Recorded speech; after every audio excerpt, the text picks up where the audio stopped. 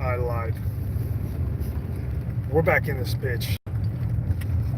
It's getting pretty demoralized earlier today, but not so much now.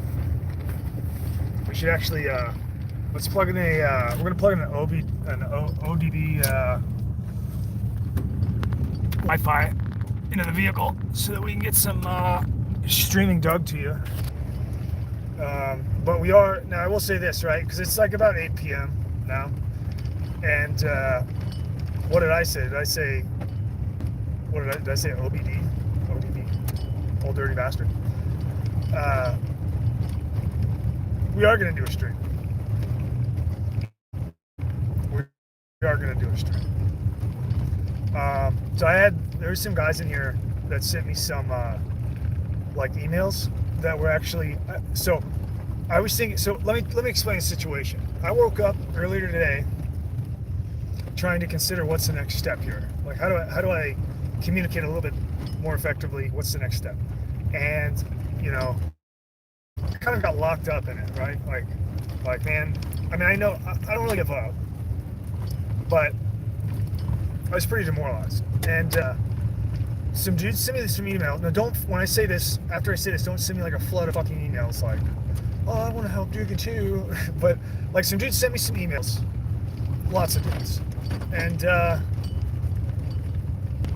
they weren't like fucking patronizing, like kissing my fucking ass. It wasn't like that. It was like they were just talking about themselves, like their perspective, but in a way that was completely unselfish. And when they sent those emails, I was like, okay. It's like, this is like, they weren't, I don't think they were trying to do that. I think they were just they were just like, oh, I'll send Doug an email and just let him know I think. But, and they don't know who else sent the emails, right? Like, they're just thinking like they're just going to send them. So then I like go to check them because I haven't looked at any emails, like for days. So I'm like, okay, maybe I should look at these emails. And when I saw that, I realized that's exactly what I'm trying to do. Is what is occurring in real time, but slowly. So we are fucking full speed ahead. Okay, this shit is happening now. Yes, I know that we have some serious situations going on here with Dugan's technical abilities. So like, I'll explain the situation with this live stream. By the way, if you just got in here, what's going on is we're doing the intro to the live stream. But I did run out of dip. I mean, I've got one in my mouth. I'm not like driving around fucking empty chamber. But we've got to go refill. So we're going to the store. Hopefully that's cool. So you guys are going to the store too. Yeah, we're full speed ahead. Yeah, it is kind of wacko, isn't it? Tobacco. I don't recommend doing tobacco, right? Like, you guys hopefully everybody understands that the reason I do tobacco is because it's like weakness. You know what I mean? Like, it's etched into the experience, like the war experience, and the way that I learned to be, like staying up all the time and thinking hard and shit like that. And so it's embedded in my weakness. I think I've tobacco like 15 times in the past decade, like chew. It doesn't usually stay like that for me, for now. I'll stop at some point, or I'll also die, either way. So, what should we talk about next? There's definitely, I got some really good ideas from you guys' emails. Because some guys just sent me like straight up topics and stuff and questions. There was some confusion about COVID-19 and like China. Particularly, and I'll answer this here, so that then if somebody else had that same question, hopefully it'll give them a better understanding of what I'm talking about here. So somebody asked, why would we go into a total war with China when we're already in a Cold War with China?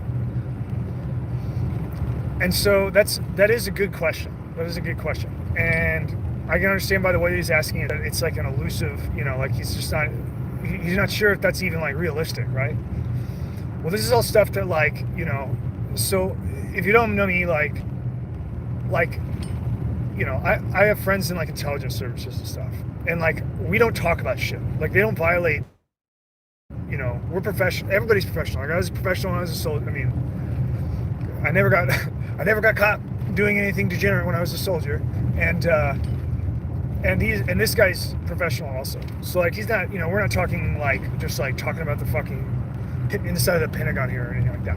But we've had, you know, I've had conversations with him about China, you know, one particular individual, like up to 5 years ago, and he expressed the exact same sentiment as this question. We're talking like a fucking three-letter agency here. You know what I mean? Like a pretty high speed one. And he had the same question as this guy that was sending the email. And I think that's really important to note, because this guy is the guy that I first talked to, which was 5 years ago, had no fucking, like, he was genuinely, like, it wasn't a bluff or anything, like, you know, it was just like a general, like, broad conversation about the relationship between China and the United States. He had no fucking idea where I was coming from. So, like, and he's in, like, this dude is probably like fucking, I mean, I'm not gonna speculate. We're not gonna talk about it on the phone.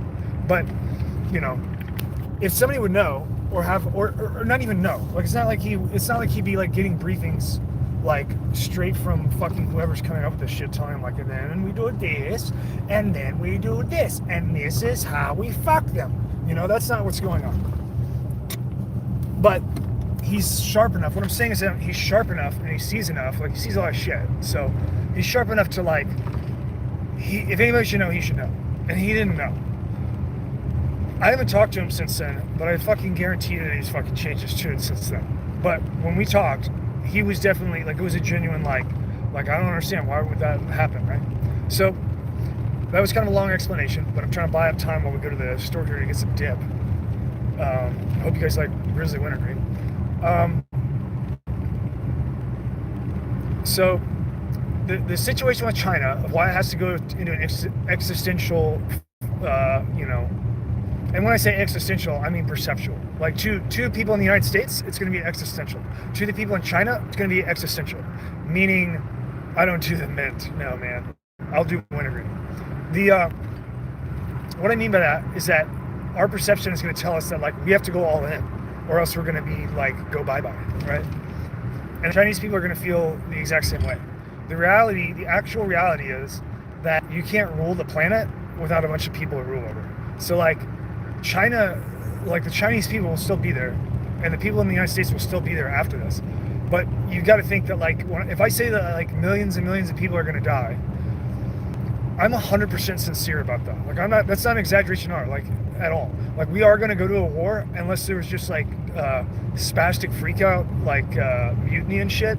Like, it's going to happen, and there's going to be millions of deaths. But that doesn't really mean shit in a world of 8 billion people. Look at these dudes fishing in a pond, or in a side of a road. The reason that we know, we being Dugan, that the Chinese war is coming is because of the large quantities of gold that have been moved into China. It can't really mean much anything else except that that there's going to be a big ass war. This has also happened in, like, every war. So, like, World War II had huge movements of gold, and so did World War I, and so did the 7 Years' War, and even the micro revolutions like USSR Bolshevik Revolution, like, they sent Trotsky in there with fucking gold. You know that? And, like, Trotsky was, you know that Trotsky, who's, like, the fucking operational guy for creating communism. Like, he's not like the creator of communism. He's just an operational dude. He got sitting there with gold. He was fucking living in New York City. Like, you know that, right? You guys are aware of that? It's not supplanting. This gentleman said, Blake says gold-backed yuan trying to supplant the US dollar. Okay, we're gonna have to go. We're gonna have to shift gears here for a minute. So, interesting situation. We don't have a pistol. All that we have is a AR-10 in here. So we're gonna have to keep eyes on the vehicle. This is how we're gonna do this. I think it'll be less efficient if we go in there with an AR-10. So we're gonna keep eyes on the vehicle, and we're gonna stay within 21 feet. And then if anybody approaches the vehicle, we're gonna come out here really fast, haul ass, and go hand to hand, and then we're gonna don the AR-10. Okay? That's how we're gonna handle business. We're gonna leave the door open though, so that we can get in really fast if we have to do that. We don't have to fuck around with the keys.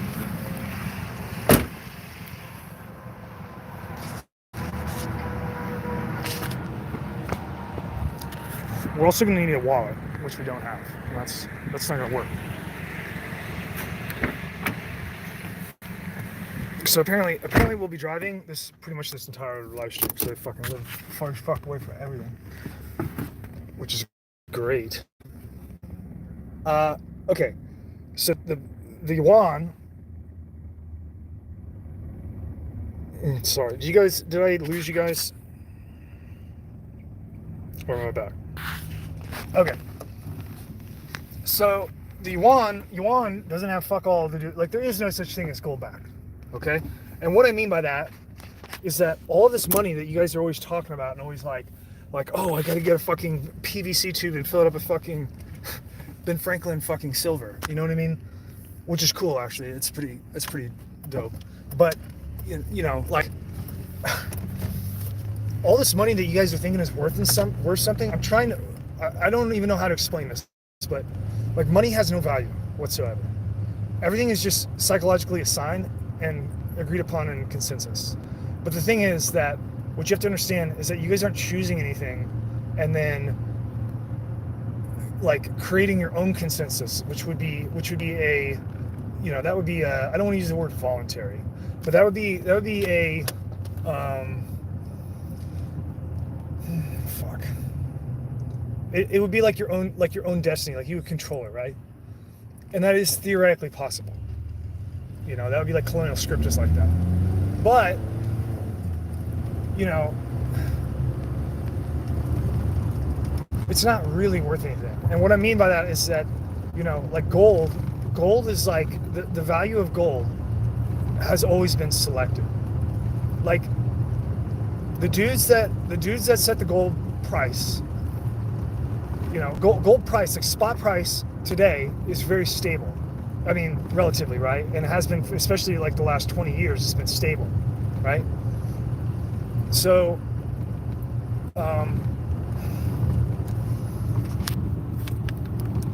it seems like it's like, oh, this is just, you know, like this fucking, the spot price just fucking shoots out of the clouds, you know what I mean? It's like, it goes with the rain. But it's not like that. It's like directly chosen every single, you know, business day. It's not chosen on Saturday, but they could choose anything that they wanted, and it would go. They're not going to do that, because if they went wild with it and didn't have like an explanation, it's not that it would like destabilize everything. It's just that it would kind of like give away the game, right? And then people would lose confidence in it. That's why they can't get crazy with it. Like, they can only go relatively so far. And if they want to go totally fucking crazy, then they gotta have shit like a world war and shit like that. Like, if they want to just like make gold, like, what is gold right now? Is gold up to 5,000 yet? Or 4,000, or what's it at? It was stuck below 3,000 for fucking ever.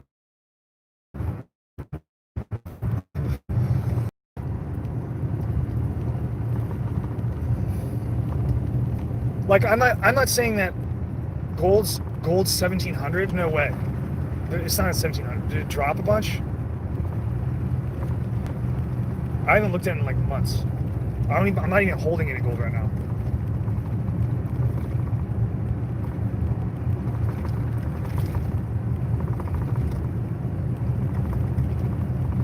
Was I smoking crack then? Was 1,500 the whole point? 1,705? Holy shit. Okay. Well, I guess I was fucking wrong. I must be like mixing up fucking platinum to, or I don't know what. What's platinum? Okay, was 1,500 like the point that I got stuck at for fucking a decade or whatever?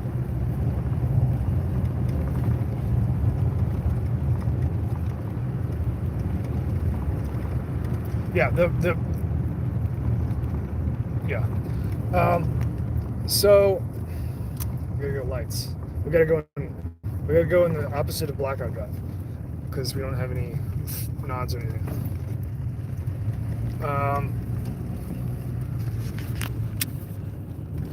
So what am I trying to say? What I'm trying to say is that the entire money system as like a commodity exchange in relation to energy that people put in, like actually expend, which is the source of all value of like anything that's ever a money or like a currency. Anything that's ever money derives all of its value from the energy of people. Like when you move and go do shit, it's technically it's like calories. Like when you burn calories, but there's also an abstraction to it, like that's worth everything that I fucking have. Then, there is a natural inflationary abstraction there, but in terms of its value. But other than that, it's energy. So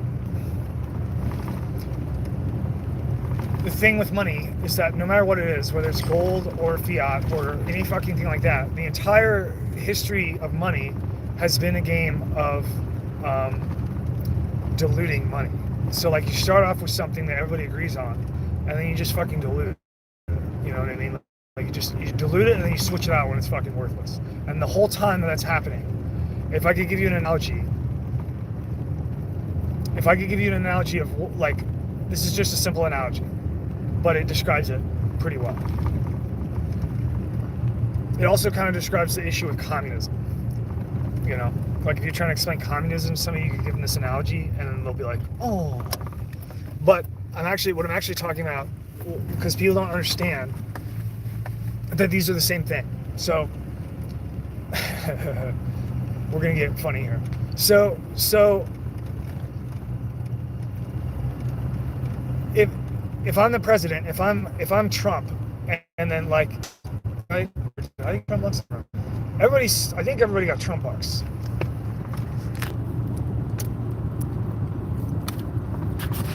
So the Trump bucks, like, we'll round it to a number because he did like, I don't know, Trump. Let's say that Trump would have done a cool mill, just for the purposes of keeping the shit simple in the brain, like when we're thinking of it. So Trump first the bill to say, hey, cool mill, they don't fight it. It's an executive order or whatever. And now USPS, we're not even going to get into shit. So USPS, they literally fucking take bags out of the fucking, well, they don't even print money out of the treasury, but they take money bags of $1 million out of the treasury and they fucking start trucking it over to UPS, and then UPS has a big ass list to fucking ship all this shit out to every fucking house in the United States. Everybody's getting a fucking bag of $1 million, okay? The first dude that wakes up at fucking 8 a.m. and doesn't work, like ever, for whatever reason, and he doesn't have to go to work, so he can just do whatever the fuck he wants. He's gonna take his cool million and he's gonna go to fucking Best Buy. And then while he's there, he's like fucking living high as fuck. Like he's like looking around the store and he's like, I can buy all of this bullshit. Like I can fucking buy a TV and then stick it on top of the TV, and then I can fucking shove both of them in the trash because I don't even need them. I come back here and buy 2 more TVs or whatever. I can buy, the most expensive fucking iPhone that I can find and then just stick it up my ass and then just not even worry about it. You know what I mean? Like he's like fucking delighted to be at Best Buy. All right, he's so delighted, and then he's like, he's like in the store, he's in the Best Buy store, like checking everything out, like with a fucking bag full of cash, and all the employees in Best Buy are like, oh, you got a fucking huge bag of cash, man, and then he's like, yeah, and then he goes around and he just starts slapping girls on the ass, right? And the girls are like uncomfortable by it, but they're also like, materialistic maybe. Like I'm not just saying like all women are materialistic. I'm just saying in this fucking specific scenario, this is part of the greater point. So they're like uncomfortable by it, but they're like, well, money, so right. So this guy buys all this shit.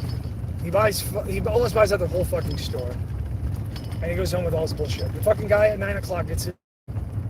Because the UPS truck is driving down the street, dropping off bags of $1 million, and the fucking guy, the second guy gets his later, right? Because he's past the first guy, right? Like the first guy got it because he's like a house up. The second guy gets it after him. So the second guy gets his bag, and he goes to the UPS or the Best Buy store. Most of the shit is bought out, but there's still some shit. So he's like, you know, buying all the rest of the shit. The fucking last guy of the day, the guy that like worked all day, gets home at 5 p.m. You know, he didn't get his mail. And he's going to be fucking excited about. And by this time, like, you know, there's nothing in the store. It is like, you know, dust bunnies and fucking wires hanging around. You know, everything's fucking gone, right? And like, starting to bring in new stuff, but it's kind of like shitty because they just had to order it really quick. And it's all like the price tags have all been rearranged to whatever the original price was, plus $1 million, right? Because the Best Buy store manager was like, oh fuck, we're selling fucking everything in the store. We need to fucking raise the price, right? Not only that, but the fucking, all the women in the store, when he's going through there, he's like smiling at them and shit, and they're like fucking, like, so they like hate men. So they're just like, fuck you, you know what I mean? Like he's like, hey, can you tell me do you guys have any tea? And they're like, fuck you, you know? And he's like, holy shit, like what is going on here? He goes, don't have any fucking TVs. All your fucking female employees want to murder me. Like I don't understand what's going on. You know what I mean? And then like, so he leaves Best Buy like not too happy. He gets home and fucking pulls out his bank and he's like, well, I guess I'll put this in the bank because there's nothing at fucking Best Buy. He fucking goes into his bank account and he's been saving up and he has like, you know, $5,000 in savings. Well, his $5,000 is now relative to the $1 million that everybody else has, just like Best Buy adjusted the price to 1 million plus for all their products. And so all of his savings that he had are just completely fucking worthless. You know what I mean? Like he just lost all of his savings in one day that he worked for fucking years. So that the fucking neighbor that's at the top of the street could go fucking sexually fucking assault all the Best Buy employees and then, you know, buy everything in the store so that nobody else could get it, right? This is what I'm just describing is literally communism, you know, like in an applicable sense. And it's also the system of money if there's no backing, right? Like if there's no, and when I say backing, I don't mean like there's some guy that I, you know, don't ever see and he, you know, tells me every morning that it's like good, like it's backed. I'm not talking about that. I'm saying like irrefutably, like can't fuck it up backing. You know what I mean? Like you couldn't fucking run a secret operation to covertly fucking dilute the money. That would be like that. Then it wouldn't happen. Well, surprise, surprise, that doesn't really exist. They want to say that it exists with Bitcoin. It doesn't exist. Like Bitcoin is the Rothschilds. Let's hold that for a second. I'm gonna go grab my wallet. If you guys could hang out for a moment, is that all right? And we'll continue this story.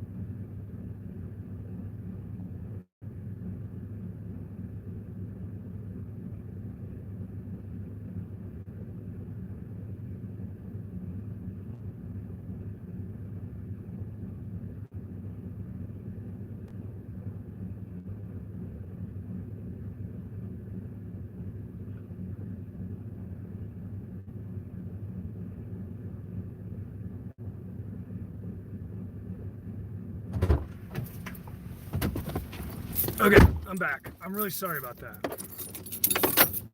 So, I'm in big trouble here with the world government version of my household.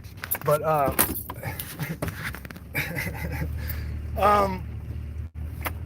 we got a Glock 19 now, so we don't have to, we don't have to worry about the dead space between the vehicle and the dip depot. Okay, so we were just talking about an analogy, and you'll have to rewind it. I apologize. I had to stop to get my wallet because I went to the fucking store without a wallet, no money, which is ironic because we're talking about money. We were talking about. I was describing how money is diluted over all of its history, like its entire history. Now, mankind was here before money. We were here before money. Before it was ever here, we were here. Like, man was fucking trading and shit. And when we were in the colonies, the initial colonies, we were doing like trade and shit before they ever had script. Like, money is a simple, like if you don't know anything about the laws of money, like what makes something a good currency versus not a good currency, it has to do with all of, like its fungibility and a bunch of different aspects. But the only one that they leave out is the the ability to. So what you find in actual historic, they don't count. They don't count like even though there is a annotated and recorded history on obviously and it's historically accounted for, like in the in like inflationary record, but also in like I have a book that I bought that's like a book from like 18 it's more like a parchment pamphlet. It's from like 1850 and it's talking it's a really cool book. I bought it off I think I got it off eBay. But it's just basically it talks about the history of how like coins got add metal mixture into them. You know what I mean? Like it was but it was current to 1850, so they were like bitching about the prior 50 years in Europe. The writing, it was out of England where this was written, but it was just like some guy who had like it was like his little personal little pamphlet gazette thing that he was like sitting around, bitching about fucking the government. Fucking lacing the fucking money with like add metal. You know what I mean? Like they were just adding in like cheaper metals all the time. And he was talking about. So this is a very known, very established fact, and it doesn't even have to do with they don't even really acknowledge it when they talk about like the money definitions. Like this is what makes a good money. You gotta have this, and this. It's, it's fucking important if your money gets fucking inflated into oblivion and it's worthless, and you can't do anything but fucking start fires. So like that's an important fucking aspect and quality of money. We don't have that. Like, we've never had that. And it's because of the gap of like when you exchange money, people can't like if you're working and you need to get fucking paid and get home and fucking get to sleep or whatever, eat dinner and fucking get to sleep, like you don't have time to figure all that shit out. So you just gotta take whatever's there, right? Like you gotta fucking, like, yeah, shit sucks, but like you gotta fucking get some shit in your wallet and go. That money does, it does them. All the complexities that money solves in terms of trade are accomplished passively, meaning like there's nobody fucking figuring out, it's not necessary if you're using currency to like know exactly the value. Like the society fucking figures out the value, but you can sure as fuck affect it by adding more because it's going to balance out, right? But it's a slinky. It's a slinky effect. It's not instantaneous. It's got to go through the system. And that's what that analogy that I gave you about Best Buy and the fucking $1 million and all that shit. That's what that was. I was trying to kind of encompass all of these ideas into a little story to pack into the brain, right? But all these things that money does passively as a technology can be accomplished either by, number one, direct trade, which is like, fucking solid, but inefficient, right? Because it's like if you grow a bunch of tobacco and then you want to trade it, and then the only person around the trade doesn't have exactly what you want, or they have too little or too much, then it's like somebody's gonna have to, somebody's gonna have to make a fucking value proposition and eat a shit sandwich on that. What I'm talking about there is actually the optimal way to. It's a second most optimal way to create profit. Like, if you're trading voluntarily, and a guy's like, well, he calculates with his brain, he's like, well, there's nobody fucking else around, and this guy has all this tobacco, and I want it. But all I have is like 10,000 pound beans, and I don't want to give him all of that. But like, he doesn't want any fucking beans, so if I want this tobacco, I just gotta give him 10,000 pounds, right? That's like he's forfeiting. But he's choosing to do it, right? Like, as long as it's not gamed. Now, there's ways that you can game that in a society, but he's choosing it, right? So it's voluntary. So that's like the second most ideal. The most ideal way, which is actually like doesn't really happen because we've never done this, but you can imagine it. It's like theoretical, right? If you had, let's say that a guy fucking had tobacco, but it was because he just bought a property with like thousands of tobacco plants on it. And they were just all maturing and ready to go. And he was like, fuck, well, I just wanted to buy the property. I didn't even need any of this tobacco. Who wants some tobacco? And so he cuts down like 1,000 fucking tobacco plants. I mean, there's processing in here, but let's just pretend that wasn't even a part of it. Let's just say he fucking cuts the motherfuckers down and then goes to trade them with a guy that has beans. And the fucking guy that has the beans is like, I use these beans all the time, and I don't want to trade you all of them for, you got a shitload of tobacco there. I can't cover that with all my beans.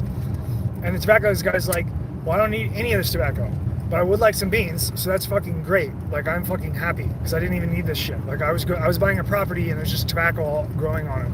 So this is no sweat off my back. That is the primary ethical way to produce profit, is when somebody makes a voluntary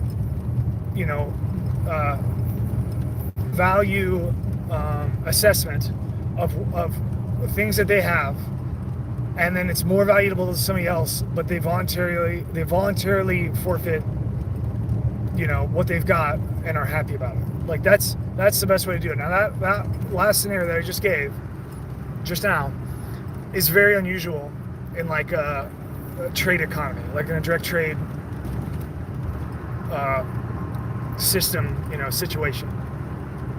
But with computers and smart fucking kids like you, instead of fucking wasting all your time jerking off to Bitcoin, which is a fucking trap, obviously, instead of that, you could have written some fucking smart ass program where you can go into your garage and take your fucking bucket of nails that you don't want, but that are composed of like, it's steel and it has fucking slight iron oxide on it because they're fucking rusted as shit, and you don't fucking want this shit and you're trying to get out of your garage, but it's like 5,000 nails. You can fucking theoretically go to this high-speed program that you guys wrote because you're smart, and you could just like, it could have like a way to efficiently parse what you're putting in there. Like, does this motherfucker have rust on it? Yes, no, I mean, these are just the details. The main point is that you can take the bucket of nails, enter it into the system, and then it can fucking like whip around the world to somebody that needs a fucking bucket of nails, and it can make 10,000 fucking trades until that happened.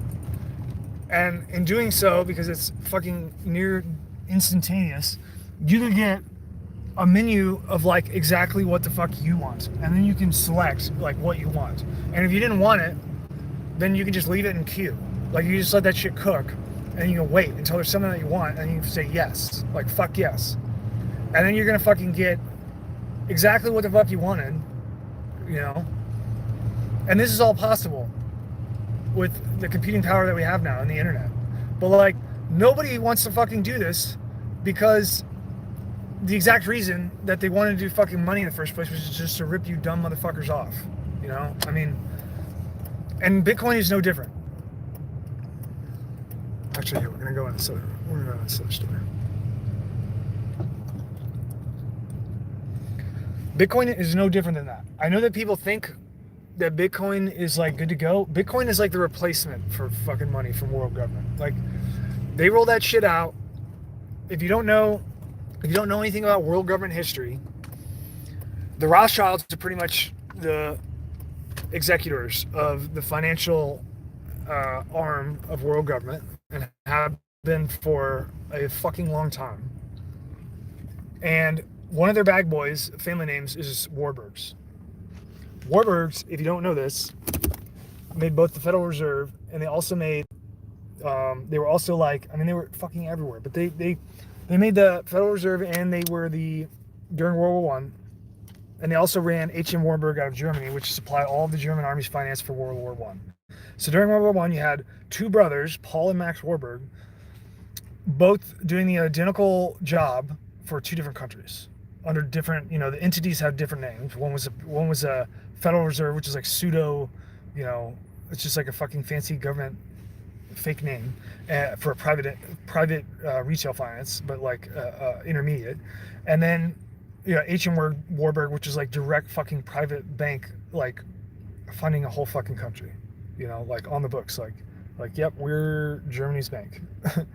And Warburg's, so if you don't know, like, I think it's Paul Warburg's daughter is named Bettina Warburg. There is currently a Bettina Warburg that is doing TED Talks, or not currently, this would have been like 2015, but she's into this kind of shit. And she's fucking promoting blockchain technology, you know what I mean? Like talking about like fucking money and fucking records and like all this shit on a blockchain. And her name's fucking Bettina Warburg. Like she's a fucking descendant of Paul Warburg up there doing TED Talks like nobody knows history because they don't, because we're all dummies. So that is the deal with Bitcoin if you didn't know that. So I understand that like people want to use Bitcoin because it seems like the best option right now. And I understand you think that's more secure, but that's merely like because they're making it secure right now so they can drop the dollar and then get you all on Bitcoin. Now once you get on Bitcoin, you're not gonna be able to get off. And it's gonna keep fucking record of everything. Like you're gonna have a transactional record that is supposedly secure for fucking every fucking transaction that you make. And it's never gonna fucking stop. So like you'll never be able to hide. You'll never be able to go make black market purchases again.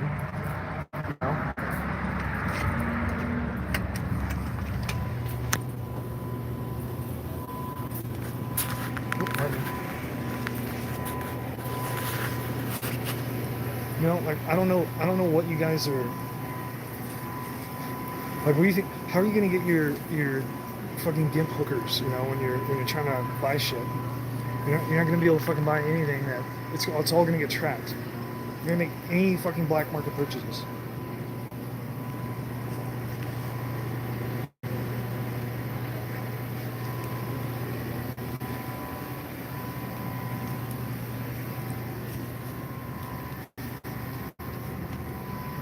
I mean, you guys are never even gonna be able to buy. You're not gonna be able to buy. How are you gonna buy your blow and your hookers?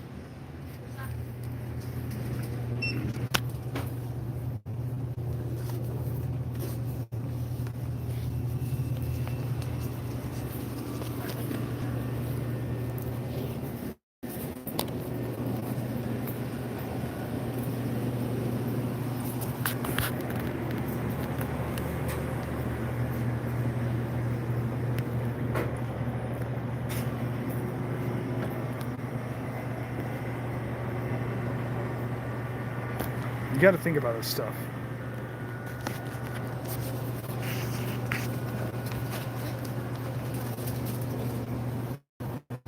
May I have a roll of grizzly wintergreen, please?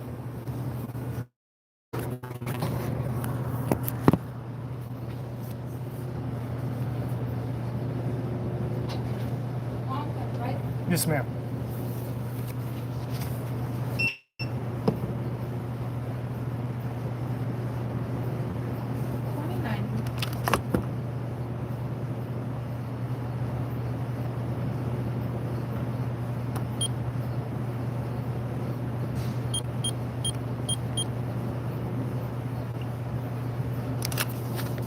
Thank you.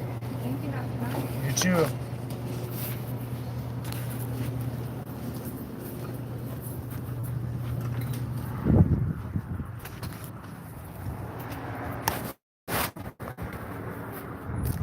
They've implemented safety measures, guys, for COVID-19. So don't worry about it. You're not gonna get sick through the phone. I promise.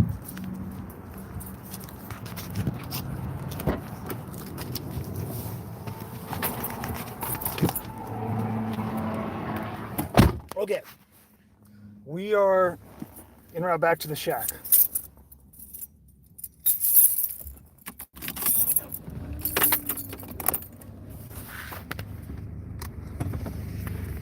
So, did you guys get what I was saying about Bitcoin there? Do you get, there's more, the thing about hookers and blow is obviously a joke, right? But there's other things, that are legitimate that, like, I don't know, like a fucking municipality or county might want if they were gonna, get wiped out and they decided to ever stand up and do something about it, Like, there might be something there that, they may want to buy. Like, even fucking water. Like, what if a municipality went, or whatever. I mean, I don't know. I'm just saying, like, it might be a good idea not to fucking back yourself into a corner for the entire world where it's like you can't ever fucking buy anything ever again without everybody knowing about it. Exactly what it is, when you bought it, what time, who you bought it from, what your fucking 8-digit grid was. You get what I'm saying? So you gotta think ahead of this shit, right? Because the reason that they want to do Bitcoin is because they don't want you to ever be able to buy 1 million rounds of fucking ammunition without anybody knowing. They don't ever want you to buy 10,000 gallons of fucking JP8 without anybody knowing. You know what I mean? Like, they don't want you to buy fucking radios without anybody knowing. Like, this is just, to me, it's common sense, but I guess, people are really used to only thinking about 10 seconds ahead, which is understandable. I mean, I get it. I mean, look at this fucking place we live in. But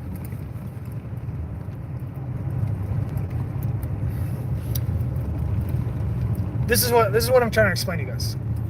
Now, that was kind of a long little intro there, but hopefully we get the picture. Now, I guess I should follow up with that.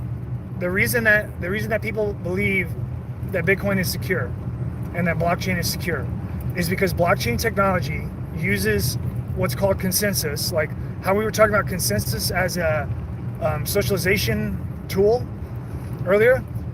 This is not the same thing. I'm talking about like a fucking IT term here. Like, consensus is when you're using nodes in a network protocol to do fucking checksums and shit, and to figure out, it's supposed to be like an automated validation of authenticity.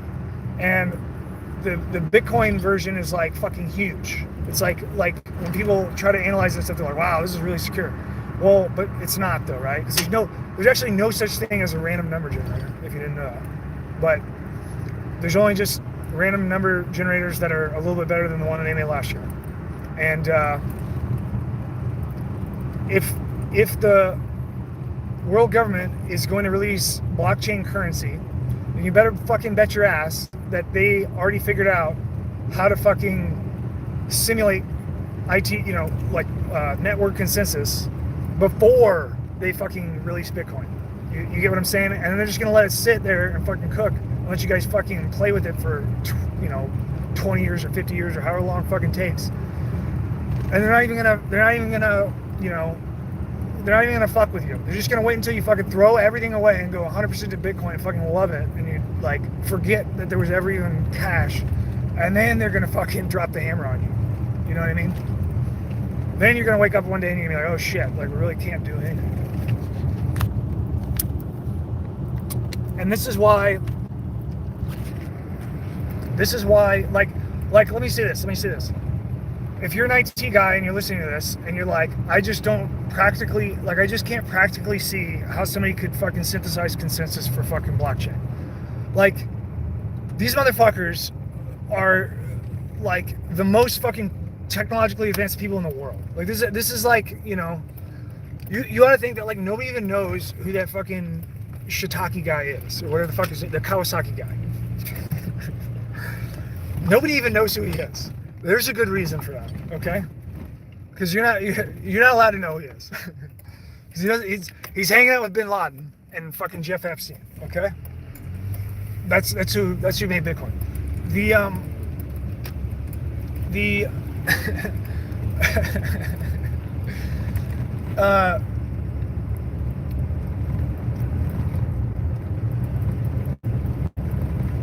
it should be obvious, right? Like you should also consider that it's pretty well known right now. It used to be really secret when they first built it and got it, like, you know, we're figuring out all the bugs. It was secret, but by now everybody knows that there are fucking gigantic fucking server farms that are private, that run the government's shit and everybody else's shit. And that these fucking server farms are all over the fucking planet. Like, you don't think that they have enough ass in there, in these, like, with these server farms to, like, synthesize some fucking consensus for some fucking blockchain currency? Like, come on. Use your brain. Like, they've got fucking, they're doing like Nvidia just released a fucking algorithm, not just, like years ago, had a fucking, they just released a sneak peek video of their facial generation AI, which is fucking, you know, makes it, this goes along with like deepfakes, like how they're fucking talking about deepfakes all the time, you know? The deepfake thing I can tell you what deepfakes is logically, but we'll get to that. But the NVIDIA software just fucking whips up a fucking fresh face like no problem, and it's fucking crazy. Especially when they do like transitional rendering, where it's just like face to face to face, and you're looking at them, you're like, that's a real face. Well, that's like what he does. They're all real faces. Fuck, you know what I mean? Like, it's just crazy. It's literally like a dream. It's like a dream. And it's just AI, it's just graphics. But they're also getting to the point that they're beyond the point now. And fucking like everything. Like they just whip up a picture of you like sticking your dick in a light socket in your house. And like, you know, they've never even been in there. That's how fucking good the fucking current AI is, okay? Including video.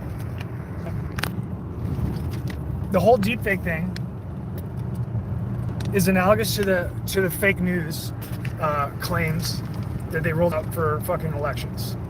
It's kind of like all one big ball.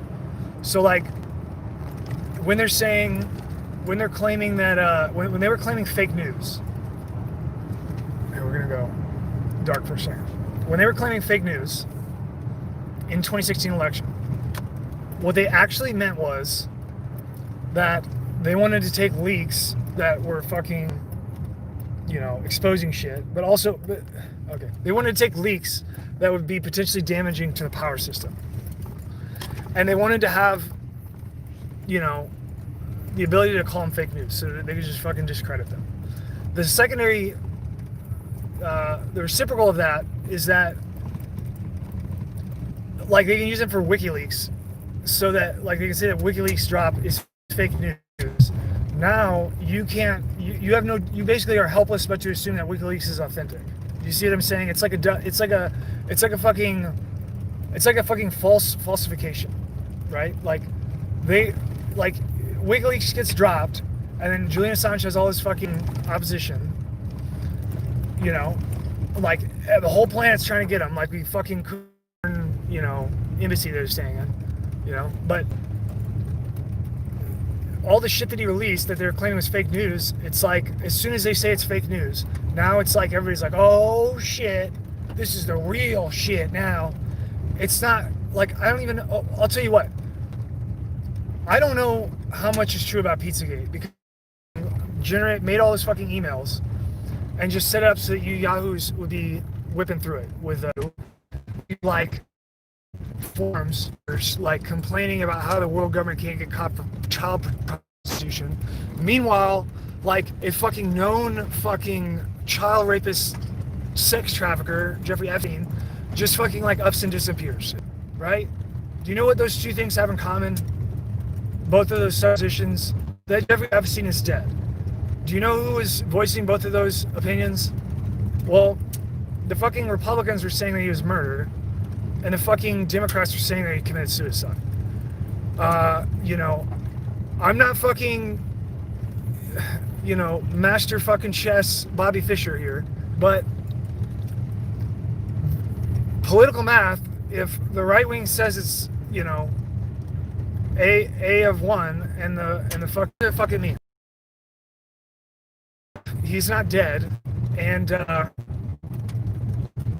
the Pizzagate scandal is just to fucking get you dummies to search for it so they can laugh at you. Like, they're just laughing that you guys are like desperate to like get them. I'm not saying that they didn't fucking rape kids. That's not what I'm saying. No.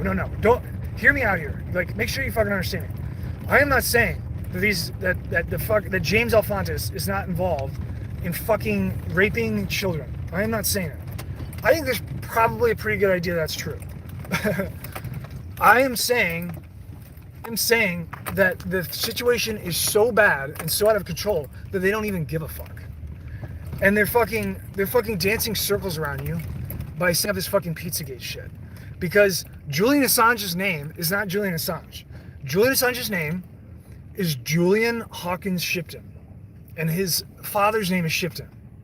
Now, you know, I'm not going to, you know, pull up a fucking etymology record of name Shipton, but somebody else fucking can. And, well, you know, it doesn't take too long to figure out what's what, right? Do you guys get what I'm saying here? Now, you know, satanic, or whatever you want to call it. Like, I don't even like the term satanic, because we don't need fucking Satan, because, you know, half the fucking people on the planet are already that. But, you know, what's real about Pizzagate? Sorry, I'm getting rearranged here. We just settled in for the fucking op here. Okay, we're getting a fucking 7-hour op order here, and we're selling it. We're fucking up this grizz over here, and changing gears from the ferment to the fucking wintergreen. Okay, so does my service suck right now? I'm trying to fucking plug in my internet. Fuck. Does it really suck?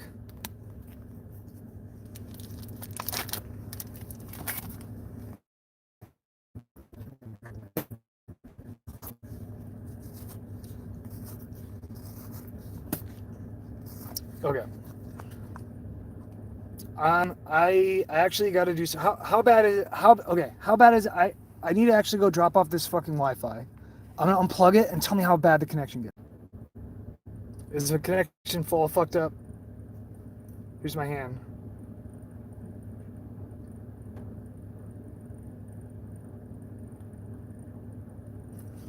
How's that? Is that good or what? Is that doable? Or is this just all fucked up? Okay, cool. Okay, perfect. I need to pause for a second. I gotta go drop off this Wi-Fi. I'll be right back. It's just gonna be a second this time. Won't be long. It'll be more than a second. But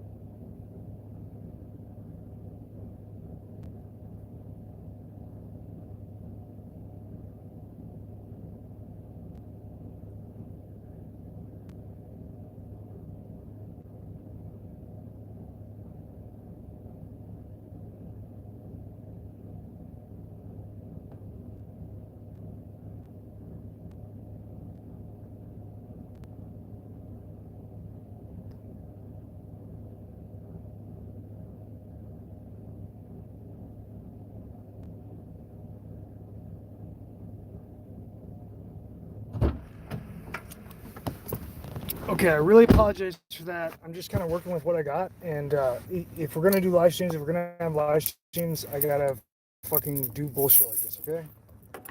So, okay, so Pizzagate, Pizzagate is real, okay? But the email leaks are like, that's got to be some doctored shit, okay?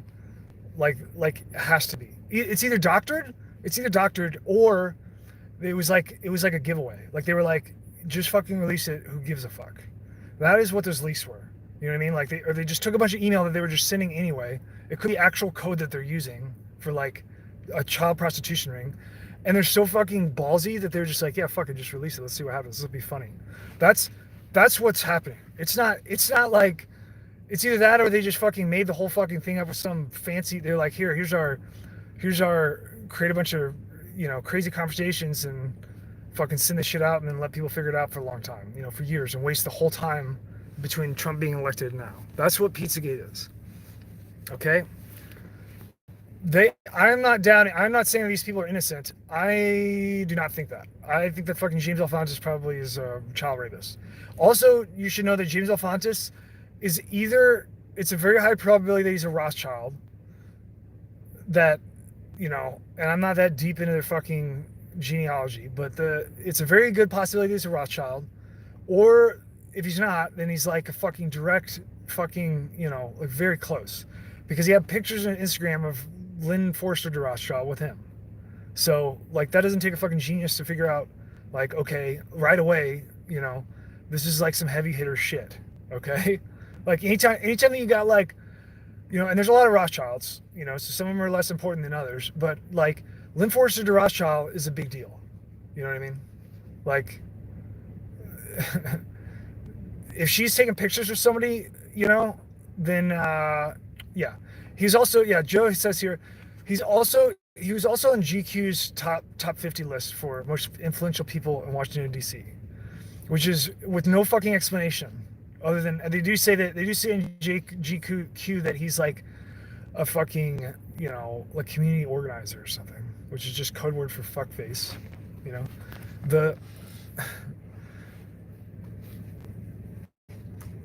that's Pizzagate, okay? Does that make sense? Yeah. What do you need to know more background information on any of these people? Do you need to know, like, what do you need to know? Aloha.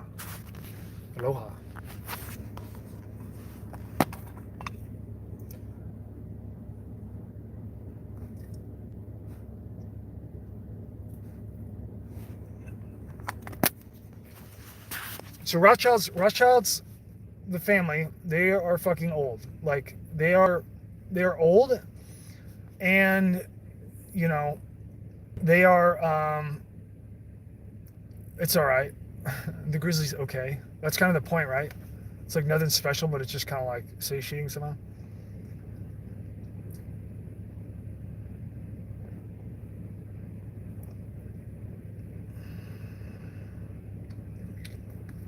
Wait, this guy's saying that Rothschilds are Bilderberg members. He says, Nick T says, Rothschild bankers, just another Bilderberg member. Or it says Merber, technically. But I think, pretty sure you meant to say member. Do you want to explain yourself? Like what you actually mean by that? Or just make general statements?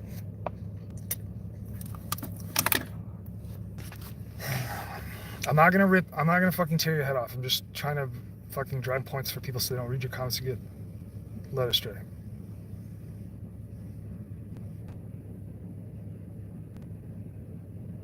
I don't know about Snowden. I know that there's nowhere on the fucking planet. So I don't know shit about Snowden. I can tell you he's definitely a spook, 100%, because of shit like terminology that he uses and shit like that. So he's a fucking legit spook. And I can tell you, I don't know where he is or what, I know what the cover story, like they say in the media, but who fucking knows, I can tell you that if you can't fucking hide on the planet and not get killed if they want to get you killed. I can tell you that. Like, I mean, if you need to go, if you need to fucking die, like you're gonna die. There's not so if Snowden is like a huge security threat, he can get fucking killed. He's not safe because he's in Russia. You know what I mean? So there's something else going on there.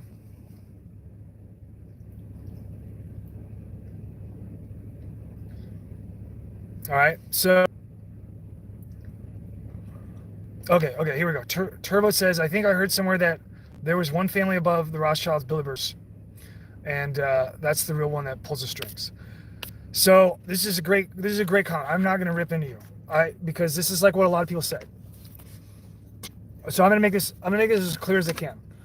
I do not know what the fuck is going on because I am not a part of totalitarian world government, and neither do I want to be. So I do not know what, I cannot fucking draw you a huge fucking map of who's there right now or who's what, or if there's some fucking secret guy. It is very possible.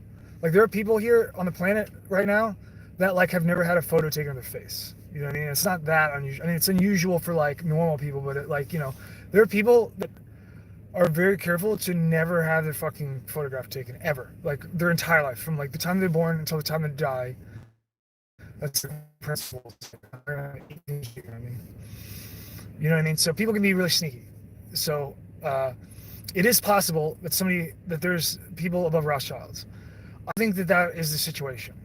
Okay, because when I analyze Rothschild, I do not see a fucking megalomaniac family that's just like, towering a world. That is not what I see. Do you know what I see when I look at Rothschild houses? I see the foreign policy wing of world government in a voluntary way, like that everybody agrees that this is your job. And it's going to put you in a little bit more exposure than everybody else. But that's okay, because we need to get this done, and you're the fucking financiers, and that's your job. You're like the treasury. They're like the treasury of world government.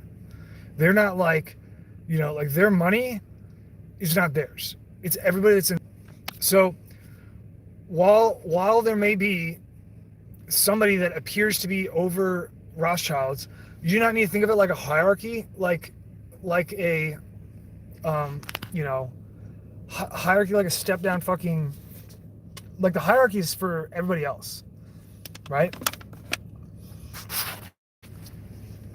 Once you get to the top, people gotta fucking get along, because if you're fucking running the planet and not getting along, that shit is gonna fucking go haywire pretty quick. Like, if you got the fucking people that are ruling the planet like fucking canoeing each other all the time just for no big deal, then like shit's gonna get fucking wacky. Okay, like if they got beef and stuff, like you can't have that. So yeah, they're all on the same level, exactly. And I mean that in like a complete sense, in a spiritual, like these Rothschilds are not no dummy. This is not like we're not like talking like Al Capone here, where it's like some degenerate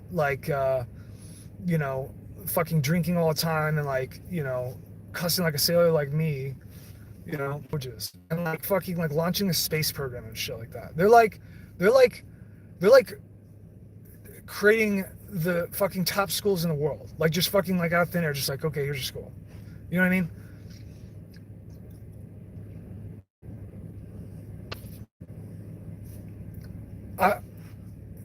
Let me tell you this. On paper, like on traceable record, if you're tracing shit, like you're basically going to define the approximate formation of the Rothschilds banking dynasty throughout the world. Like that's what you're gonna find on paper. You're gonna find shit that looks like maybe somebody is like over them, but what I'm saying is that all the shit that you guys are saying, like Knights of Malta and fucking like the Pope and shit like that, like the Pope is not signed on any fucking, the Pope is not like listed anywhere within 2 degrees of the fucking like Vanguard group, okay? In West Virginia that has a fucking campus the size of I don't know what, like it's fucking huge, it's ridiculous, on the side of the highway in West Virginia. The Pope is not anywhere on there, okay? He's not on records, he's not like signing anything, he's not like on any fucking companies that do regular interaction with him. Rothschilds are, okay? So like although you guys may think that there's like a bunch of, you know, like that just fucking goes on forever. Like the shit is finite because it does deal with money, and so like at some point, you can't like there's no business called the top boss, you know, boss man of the world, LLC.com. There's nothing like that. There's just like receipts for everything, and then you look at the receipts, and you're just gonna fucking draw a giant picture of fucking Jacob Rothschild. Okay, that's what you're gonna draw. Like you know what I mean? And I'm not saying that Jacob Rothschild is like running everything. I'm saying that like he is executing that aspect of it, like finance. They've been doing it for fucking ever. You know that, right?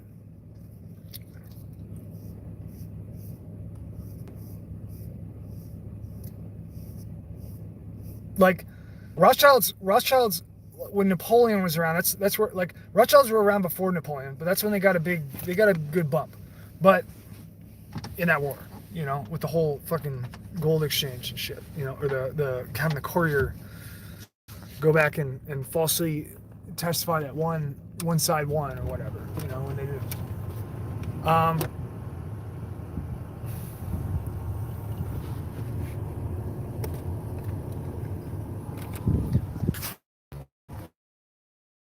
The financiers of all the kingdoms that fought each other before the 7 Years' War, that culminated in the 7 Years' War, and then created the nation-state concept, which then brought us into like for the United States, it brought us into the Civil War and like World War I and World War II. Yeah, the Battle of Waterloo, exactly. Now, Battle of Waterloo, what I'm trying to tell you is that before that, it was more spread out. Like, there were just smaller guys, but they all knew each other, and they were all very, like, you know, they're fucking loyal to each other. You know what I mean? But the kingdoms are not like that. The kingdoms have all the power, but they don't have any power of money. And then what it appears happened in my sight, and this could be fucking completely wrong, but this is just Duggan's fucking supposition. All of those entities, all of those people, as they like basically emancipated themselves from the monarchies, pooled their fucking money and fucking gave it to Rothschild House. And then Rothschild House consolidated, did vertical integration of all of the distended lending and shit so that it could be efficient. So that like people weren't, you know, so that people weren't like longing in the wrong place here or there and like not realize, you know, because it weren't like fucking computers back then.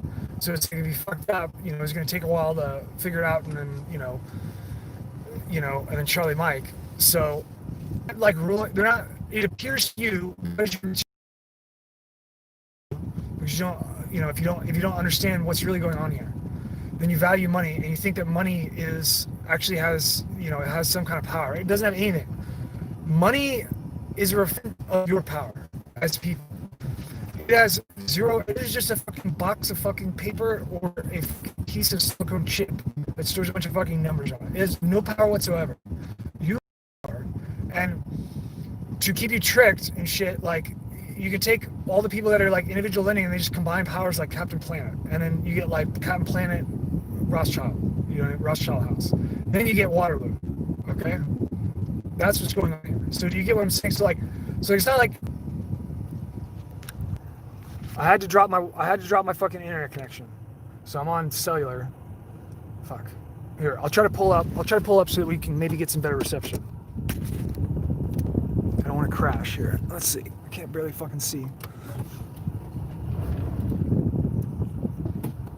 All right, we're gonna try to pull up. We're gonna try to get some better fucking juice here.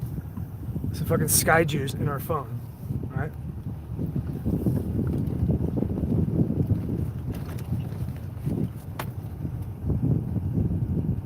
Let me know if this cleans up. Well, you probably can't see shit right now.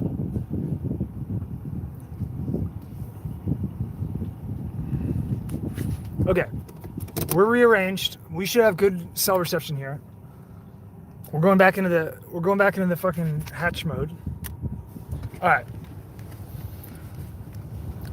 we good to go? Okay, cool. So, where was I? Did you understand what I'm saying, so that you can understand? Okay, so Rothschilds are everywhere. They are in the United States. like heavy fucking hitters are in the United States. They are in California and New York and fucking Philadelphia and fucking Florida.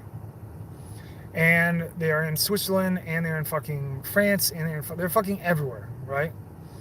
The big boy would be the big boy would be Jacob, who is in Great Britain. He's also, I'm sure, in Israel because he fucking built Israel. Okay.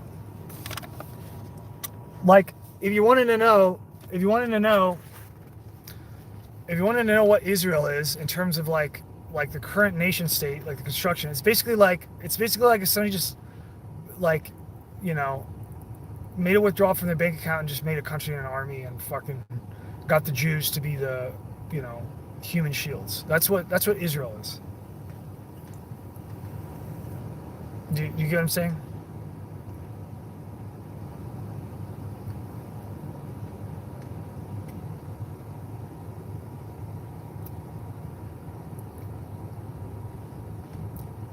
Okay, so we're gonna shift gears now. We're gonna shift gears because we're gonna try to keep this shit tight and not fucking entire era long, which is what I've been doing because I suck at this. But I'm making headway. I'm not drunk right now, so hopefully that helps. Not too drunk. All right. So what I want to do now is I discussed on a live stream some time ago. I guess it was yesterday. I don't know. These are all kind of blending together now. I can't tell the difference between days. But I want to read. Okay, that's Kennedy. I want to read in chronology.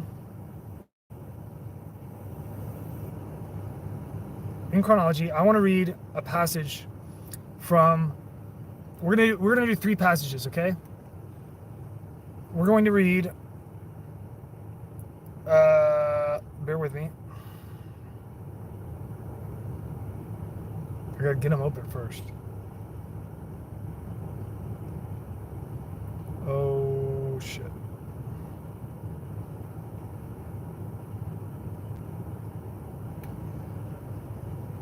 I guess I wouldn't do that, would it?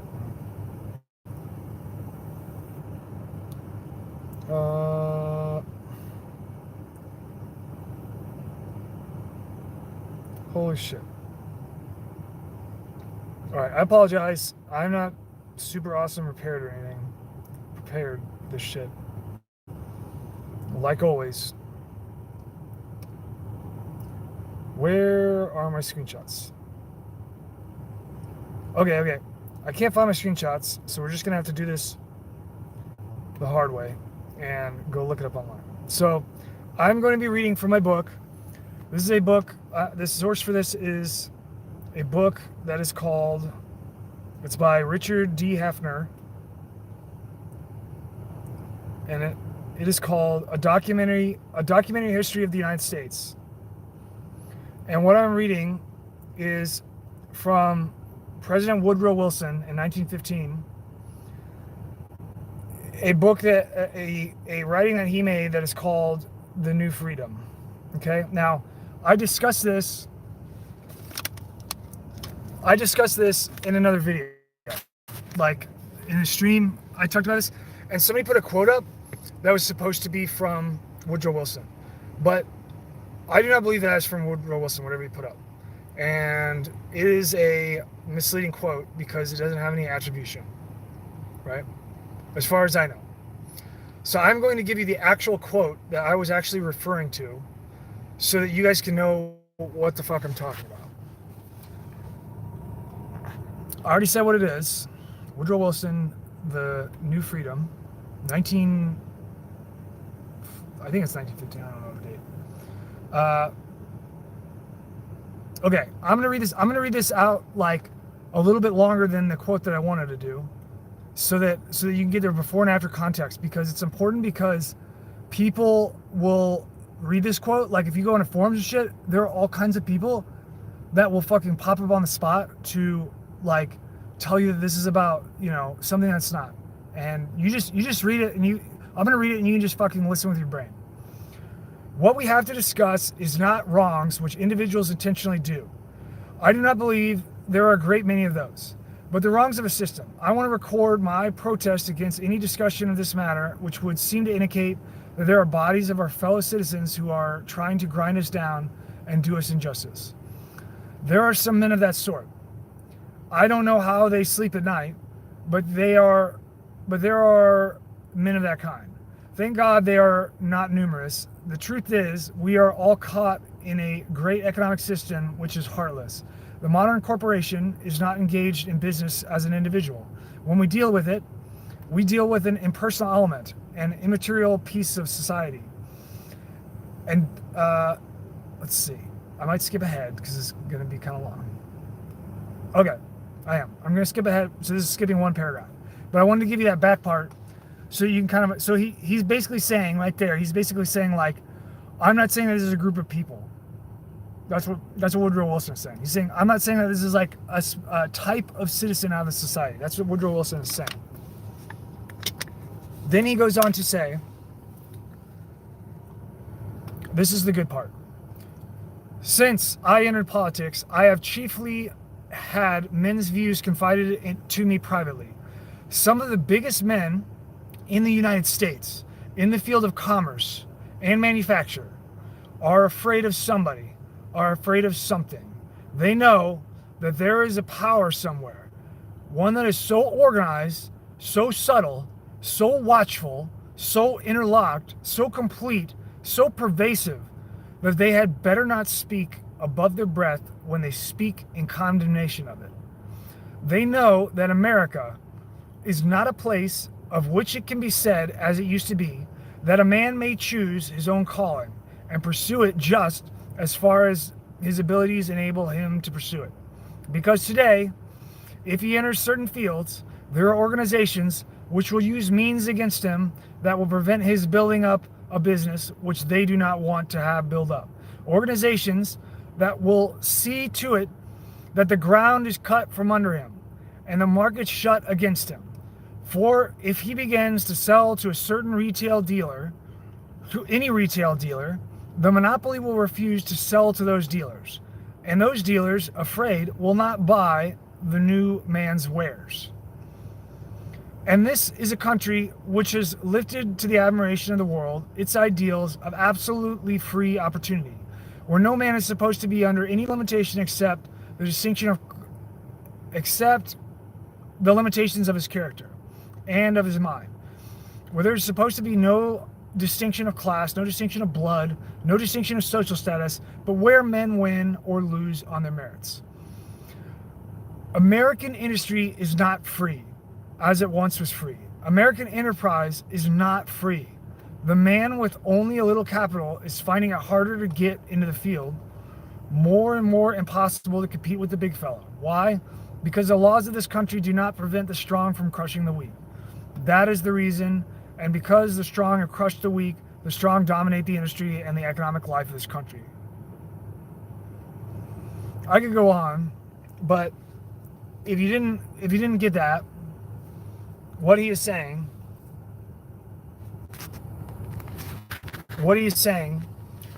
first he starts off saying there are only a couple of people doing this. That's what he claims. This is what Wilson claims. Then he goes on to give a fucking terrifying, detailed description of what sounds like a fucking phantom monster, right? And then he talks about the effect of it on like crushing everything. Like it's just this fucking beast. But he doesn't describe it as how he says it first. Like he says it's an economic, it's the economic system, right? But then he goes on to describe things that aren't the economic system. Like he's describing things that are, like agency, like human agency, like somebody has a will and executes the will, and like that's what he's describing when he's describing the monster. He's not describing like economy. So, I mean, in a sense he is, but it's not. It's too specific, right? Like it just doesn't line up. Then he goes into saying, he basically says at the end there, he basically says like, so we need some fucking socialism. you know, because what he's saying is that the laws are made to help the strong and to destroy the weak. And he says, you know, like his conclusion from that is that, you know, you've got to change the laws. So you got to make the laws to protect the weak. That's what his claim is. Now, Woodrow Wilson is not my favorite president. Okay, I'll just fucking leave it at that. But I find it interesting, his description, because next we're going to read Eisenhower, his farewell address from his presidency. Okay, so Eisenhower gets out of office, and before he goes, he does a national fucking address to the American public, and it's pretty fucking long if you're reading it. So I'm not going to read the whole thing. This would be in 1961. So this is like Eisenhower's going out and JFK's coming in. Eisenhower, by the way, is fucking corrupt. If you didn't know that, Eisenhower's corrupt. I can't tell if he's just dumb and I can't tell if I don't think he's dumb. He can't be dumb. He's pretty sharp. But, you know, there's no way. I don't know. If I had to do like quick mental math on this, like do like some fucking Doug deduction here, like I would say that because Eisenhower's obviously competent. Number one, he's obviously competent. Like you can tell by the way that he speaks. Like he's extremely articulate and precise. He's a fucking precision fucking human being walking around, right? And he is. You want me to talk about ASAL? Jimmy, do you want me to talk about ASAL? Is that what you're saying?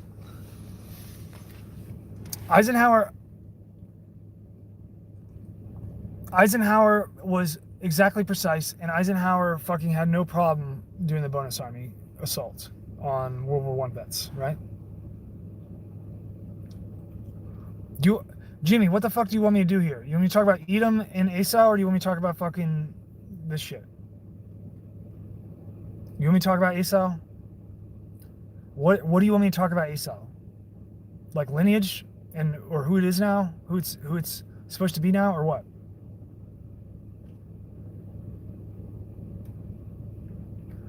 Okay, no, okay. We'll run back to it. If you could please not spam comments, I will address whatever you ask. Okay. So if you want me to cover ASAL, I will come back to it. Okay.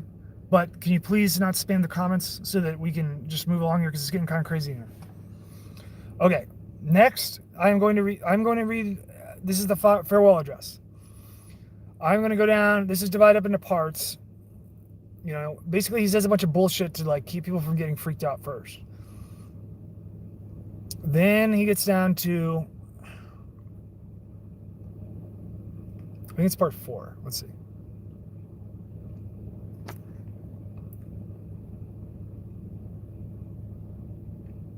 Okay, yeah. Part 4 of his farewell address. Now he mostly centers around what he calls the military-industrial complex, which is only like a microcosm of reality, right? But you get the idea. Until the latest of our world conflicts, the United States has had no armament industry. American lawmakers of plowshares could, with time and as requested, make swords as well. That's fucking Tanakh, for those of you that don't know. But now we can no longer risk emergency improvisation of national defense. We have been compelled to create a permanent armaments industry of vast proportions. Added to this, 3.5 million men and women are directly engaged in defense establishment. We annually spend on military security more than the net income of the United States corporations.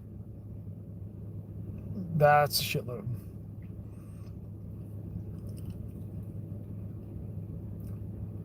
In the councils of government, I'm skipping ahead now. In the councils of government, we must guard against the acquisition of unwarranted influence, whether sought or unsought, by the military-industrial complex.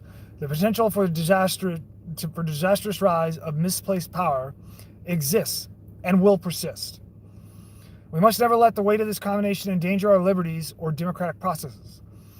We should take nothing for granted. Only an alert and knowledgeable citizenry can compel the proper meshing of huge industrial and military machinery of defense with our peaceful methods and goals so that security and liberty may prosper together.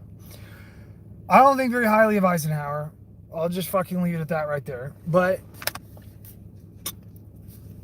there's one part that he says in there that I do agree with, which is about the citizenry is like the citizenry is the only fucking security that the United States has.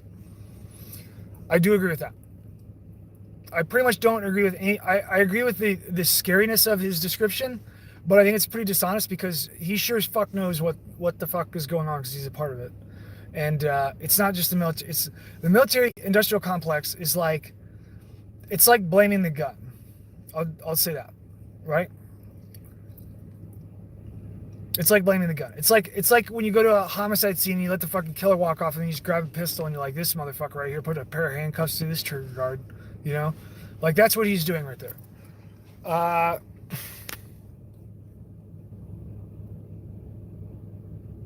mean, granted, it's not exactly like that, right? Like the industry that he's talking about is composed of people that have free choice, right? Or, you know, the perception of free choice, at least. Okay, so that's Eisenhower's, right? But can you see some, can you guys see some similarity between those two?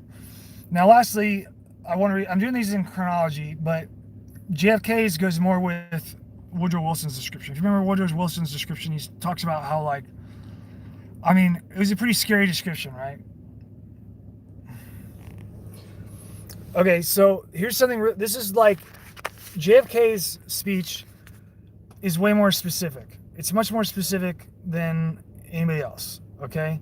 Because, number one, he's giving this on April 27th, 1961 at a hotel, and he's in New York City, and he's addressing the press. So, like, the entire audience here, this isn't like, they're not, like, reporting on him. He's like delivering a speech directly to the fucking press. Like, this is for your, you know, contemplation and critical understanding. Press, I'm doing a speech for you. He starts off talking about 1851 New York Herald Tribune under Horace Greeley, who had a London correspondent that was a journalist by the name of Karl Marx. If you don't know who Karl Marx is, you know, you're going to have a hard time here in the future because nothing's going to fucking make any sense. But, I mean, in the days ahead. But the Karl Marx is the writer of the Communist Manifesto, and he's like the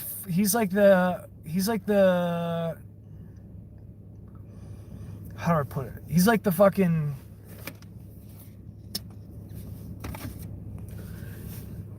he's like the Mil Vanilla of communism, right? Like he's like the fucking, Karl Marx is like the guy that the history books say, like, this guy came up with communism. Yeah, a poster boy, right? He's a poster boy. So anywhere in like the fucking control paradigm of fake education, they're gonna say that Karl Marx is the creator of communism. He's not. Well, we can go into that if we need to. I've already talked about it though. He goes on to say a whole bunch of shit that's like, you know, how JFK is, he's cracking jokes and stuff. I mean, he's pretty suave. Now he gets into this topic, which he leads in with the sentence, "My topic tonight is a more sober one of concern to publishers as well as editors." I feel like this speech should have been given probably to the entire American public, like directly addressed to the American public. I don't really understand exactly. I mean, I get why he's giving it to the press, but it seems to either be like he has a misunderstanding or a miscalculation of like what the fuck is actually going on, which is possible because this is 1961. So he's like, you know, pretty fresh. Like this would have been like, he would have already been at this point. He's already talked to Ben Friedman. Like Ben Friedman's like in his ear now, but he might not have. Like Ben Friedman had a lot of fucking, you know, Ben Friedman was like a fucking walking fucking world government library, just all in his head. So I'm sure that he couldn't give the whole fucking shebang-a-bang in one little talk. So it starts off the famous words, you know, the very word secrecy is repugnant in a free and open society. And we are as people inherently and historically opposed to secret societies, secret oaths, secret proceedings. We decided long ago the dangers of excessive unwarranted concealment of pertinent facts far outweigh the dangers which are cited to justify it. All this stuff is like fucking spot on logical. Like there's no fucking error in logic here. He knows exactly what the fuck he's talking about here. He's fucking in the zone. This is like an excellent fucking speech. And I would imagine that he wrote it himself. He didn't have some fucking, he wasn't dickless. He goes on to say some other stuff that's not quite applicable to the point I'm trying to make. So I'm going to skip that. Stuff about, First Amendment and the press. Then he goes on to say, this is when it starts to, like, the hairs start to stand up. Today, no war has been declared. And however fierce the struggle may be, it may never be declared in the traditional fashion. That's pretty ominous right there. That's setup. Our way of life is under attack. Those who make themselves our enemy are advancing around the globe. The survival of our friends is in danger, and yet no war has been declared. No borders have been crossed by marching troops. No missiles have been fired. If the press is awaiting a declaration of war before it imposes the self-discipline of combat conditions, then I can only say that no war ever posed a greater threat to our society. If you're awaiting a finding of clear and present danger, then I can only say that the danger has never been more clear, and its presence has never been more imminent. It requires a change in outlook, a change in tactics, a change in missions by the government, by the people, by every businessman or labor leader, and by every newspaper. So right there, this is what's interesting about his speech. He fucking whipped. So he's addressing the press, right? A part of me almost thinks that he did a press address because there's two possibilities. He either did a press address because he was thinking, like, I'm gonna rock their socks with this speech because it's gonna be fucking.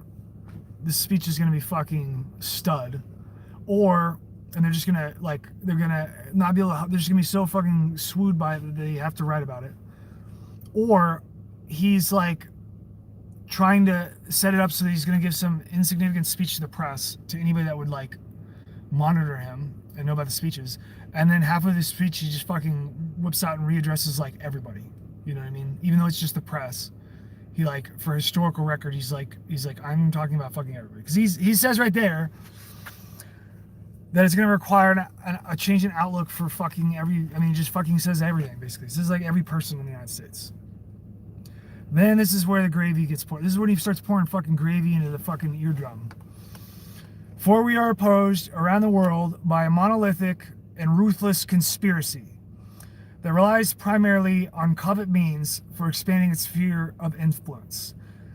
Okay, it is significant to note that he is using the word conspiracy. So he's not using the word conspiracy, which basically in the human mind now means fake. That's like if you say the word conspiracy, then a person just sees the word fake in their head.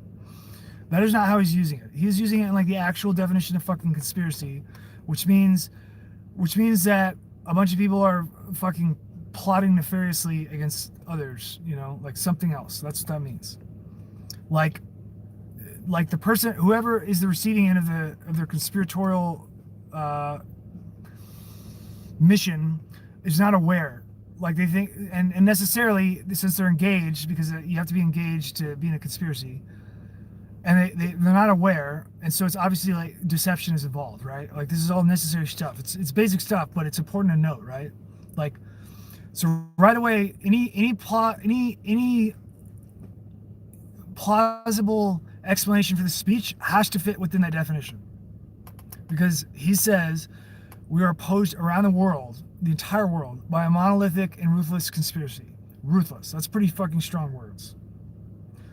They rely on infiltration instead of invasion, on subversion instead of elections, on intimidation instead of free choice, on guerrillas by night instead of armies by day. It is a system which has conscripted vast human and material resources into the building of a tightly knit, highly efficient machine that combines military, diplomatic, intelligence, economic, scientific, and political operations. Okay. We gotta fucking unpack this shit. Okay?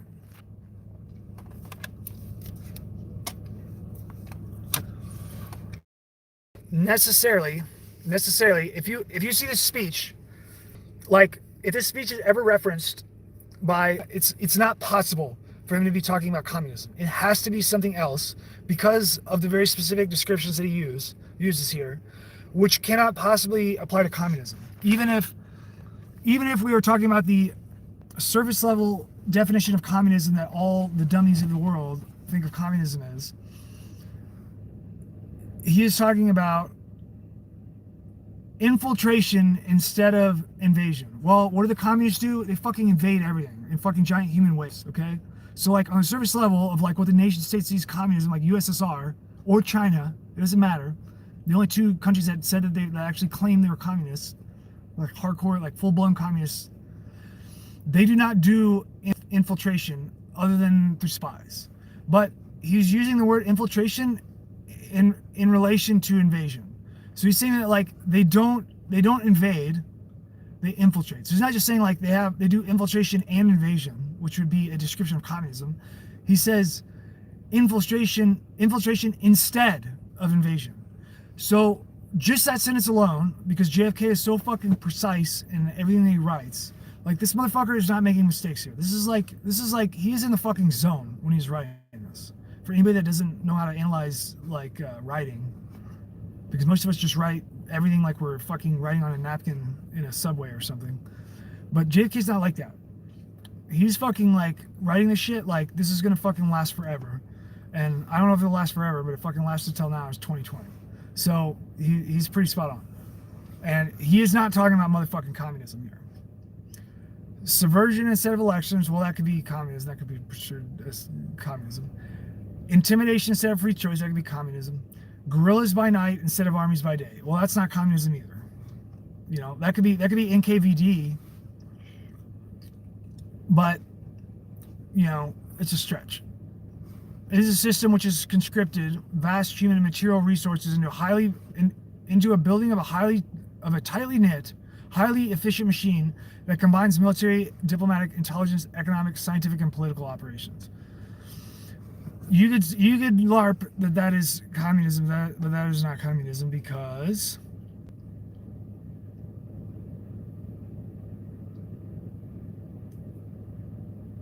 why is that not communism? Vast human resources, material resources. Oh, here we go. I know why it's not communism. Because it says it's fucking tightly knit and highly efficient. And communism is like a fucking... Communism is like if you got fucking shot in the neck with a fucking pellet gun and you're just fucking hemorrhaging blood, but you're not gonna die, and you're just fucking shooting blood all over the place. Like, just making a mess everywhere. Like, that is the economic system of communism. It is not fucking tightly knit or highly organized. It was a fucking shit show. Like, the whole time. It's just like dumping... It was like taking material and money and just dumping it into a fucking hole. Like... Yeah, he's fucking smart. Kenny is fucking smart. I'm going to continue on. Its preparations are concealed, not published. Its mistakes are buried, not headlined. Its dissenters are silenced, not praised. No expenditure is questioned. No rumor is printed. No secret is revealed. It conducts the Cold War, in short. With a wartime discipline, no democracy would ever hope or wish to match. That's a fucking killer fucking paragraph right there. But he uses the word Cold War, which is like, I think that he's buying time. I think that's what's going on. I think he puts in the word Cold War because as soon as he says Cold War, then it's like the press is like, whew, like he's not talking about us. He's talking about communists. But you got to remember that this is like, he could be talking about the Cold War as like the facade of Cold War, right? Like they are conducting the Cold War, right? Because he uses the words conduct, right? You see what I'm saying? Like, when we talk about Cold War, we're talking about like a situation, like a disposition between two forces. Like, it's a standoff. It's fucking no man's land. It's a standoff. We're fucking waiting for the hot war, right? But we're in the way that people think about the term Cold War, we were talking about meeting it. Like, we were like meeting the Cold War. Like the tension exists, and so we're gonna like meet the tension, but we're not gonna escalate it. That's what how people think of the Cold War. That's like the entire conception of Cold War. But he is saying, this is where JFK is a fucking savant, by the way, if you didn't know. He is saying that it conducts the Cold War. Are you guys getting what I'm saying? Conducts. Like, fucking makes the fucking Cold War happen. Like, how we think of the Cold War is like it just happened. Like USSR popped up, it's there, and then they're trying to do their shit, and we're trying to do ours, and that just incidentally creates the Cold War situation, right? Because we're like, it's a Thucydides paradox, right? Like a Thucydides trap. But we don't want to like get in the trap. Neither one of us want to fucking catch our dicks in the trap, so we're just fucking standing off, right? We're not conducting it. We're just meeting it. Okay. The necessary restraints of national security, and the question remains whether those restraints need to be more strictly observed, blah, blah, blah, blah. This is like we're talking to the press about, like, maybe you guys need to keep your fucking mouth shut a little bit more. It's not as significant as the first part. Then he goes into, now he shifts gears and talking about communism. So like the rest of this, he's talking about communism. He's talking about literal service level, like the nations that are communist and how they're working together and they're trying to get into shit. But he's not, when he is giving this description of the fucking,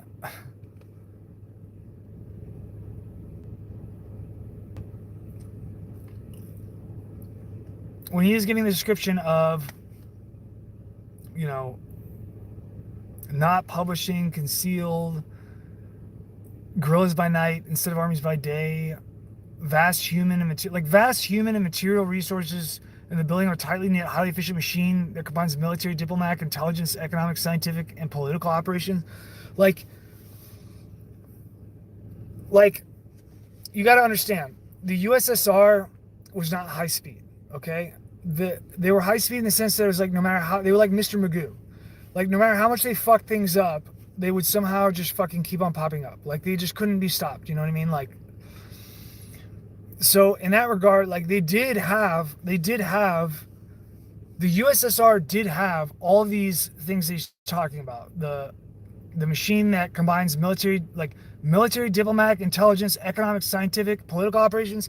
Those can all be fucking checkmarked on the like the composition of applicable force that the USSR wields as a state. But they're not fucking tightly knit. And you gotta remember that these people, we're talking about the same people that were fucking like raping people, you know, like just fucking degenerate poor people basically that are in the Russian army, composing even its fucking intelligence service. You know what I mean? Like these motherfuckers are not like every single one of these things, like the diplomatic wing, the political opposition wing and shit, had fucking nonstop problems the entire time. Like, it was just constantly a black hole that you have to, you know, it would get like fixed and then suddenly there'd be a band-aid on it and it'd be like back up. But then it would like fuck up again, and then it was just over and over and over and over again for the entire history of the USSR until finally, you know, you couldn't put Humpty Dumpty back together again and the fucking wall fell. You know what I mean? But I hope that you guys understand his description, right? Like JFK is being clever as fuck, and he's fucking telling you, he's trying to tell people, he's trying to tell two layers of information. He has a single layer that is like the service layer for anybody that's like so dumb they're just never gonna fucking get it, and that's what most people hear. And then he has a second layer that's deeper, where he's like making a clear distinction that like, I live the world perspective is that everything is communist and capitalist. But what he's telling you is that there is an element that is conducting this, and that it is not either one of these. That's what he's fucking saying. All right. Anybody get this?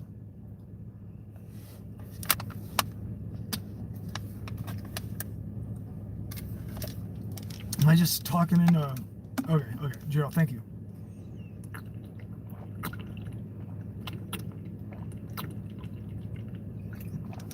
I don't know about you. But those are the same motherfucking description. Like, those three presidents are talking about the same fucking thing. Eisenhower's just kind of like partially removed, like it's tangential where he goes with it. But like, these are the same. These three presidents through time, or spanning over fucking, you know, 50 years are talking about the same fucking thing. And it is not communism. Okay? I talked about this the other stream, and I wanted to follow up on it to not only reinforce what I was claiming, but also to, just give you some deeper insight on the topic. That was the purpose of that.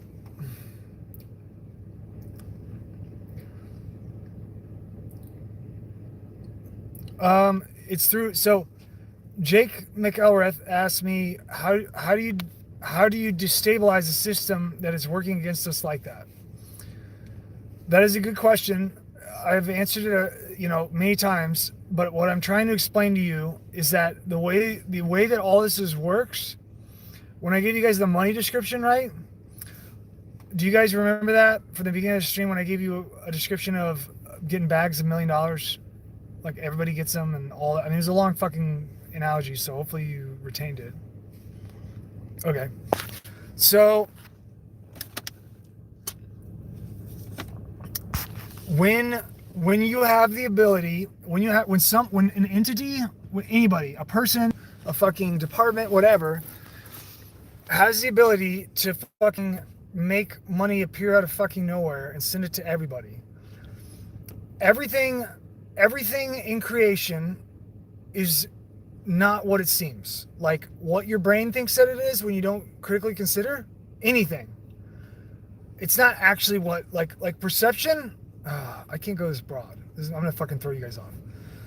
So the reason that your dollar is worth $1 and buys things that have the price tag of $1 on it is because at the time that they put up those price tags, $1 in relation to everybody else that has $1 fucking everywhere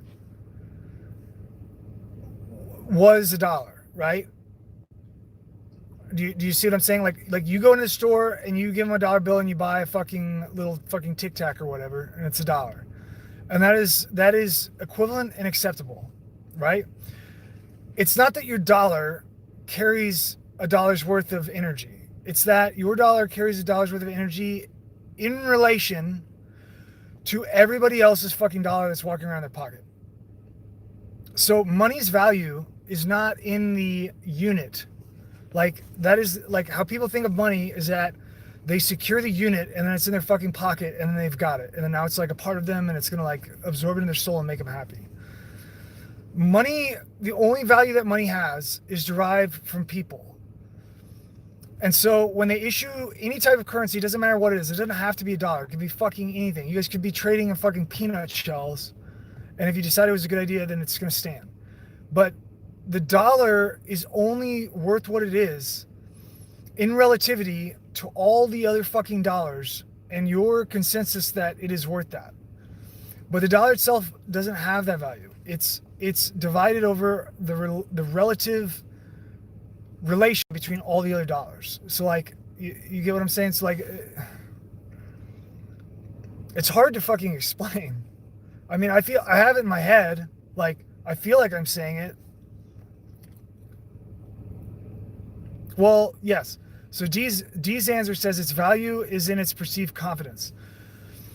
That is the consensus aspect, right? Like when you have consensus, like if nobody agreed that the dollar's worth $1 and nobody would like, accept it, like they don't want to accept it for like a personal thing. Like let's say you had a little fucking, I want to sell this fucking pack of Grizzly for $1. I mean, that'd be a great fucking deal, but I'd stock up on them. But, let's say I want to sell it for $1. But let's say that like you didn't think it was worth $1. So you just don't want to buy, you're just like, no, it's not worth it to me. I'm not going to give you a fucking $1 for it. Okay. So that's like a micro example of like consensus between one person and another person. The macro example would be if it's the entire society agreeing, right? Like, so that would be like in the wash, like the whole wash of everybody. Everybody generally agrees that the dollar is the dollar, right? That's consensus. But what I'm saying is a separate thing. What I'm saying is that the value that's actually in the dollar that people are deciding and consenting to agree on is not based off of one fucking dollar. It's based off of the dollar you have and the dollar that everybody else has and their erroneous assumption. The erroneous fake, like non-existent assumption that, everybody else has a dollar in their pocket and they all accept it, and so I accept it. And in relatively, my dollar's worth a dollar. That assumption is based off of the trust that you have in the government, that they're not there to fucking enslave you and fucking print money into oblivion. What the reality is that all historical evidence for all of fucking time in every fucking country and every fucking type of currency, no matter what it is, no matter the century, has a historical record because of everybody's buying shit with receipts. And the receipts fucking stand. Like, even old, like, as long as there's writing, there's been money, you know? I mean, practically. Writing precedes money, but there are fucking receipts as long as there's money. Like, people want to keep track of what they're buying. There is a solid history that all money, no matter what, becomes devalued by dilution.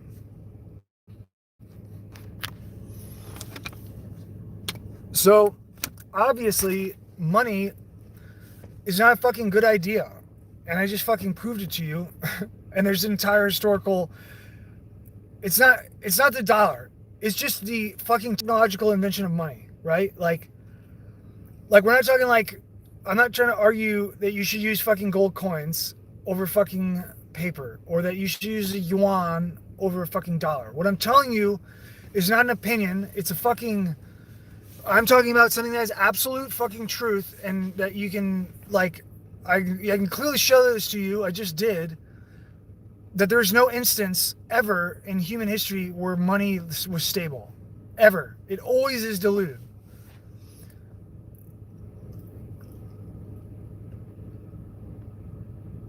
Do you guys get what I'm saying? Any form of money, yes. Applied performance shooting is telling you any form of money. I know that what I'm saying is like blowing people's minds, like they don't get it, but they're like, wow, that's a fucking extreme statement, Dugan. But I just showed you, like, I mean, go look it up. But you don't have to, because you can just use your brain and like think about history and be like, yeah. I mean, the reason that you don't have old coins from like Rome is because they fucking went to trash. Like the Roman coins, like nobody fucking uses them anymore for money. And the reason why is because they're not fucking worth anything anymore, other than their, you know, collector value. Like some nerd that's collecting coins. But they're not even fucking, you can't fucking take a Roman coin into a McDonald's and fucking get a hamburger, okay? The reason why is because it's worthless. It's been like that. It's not just Rome. It's fucking the entire history of money.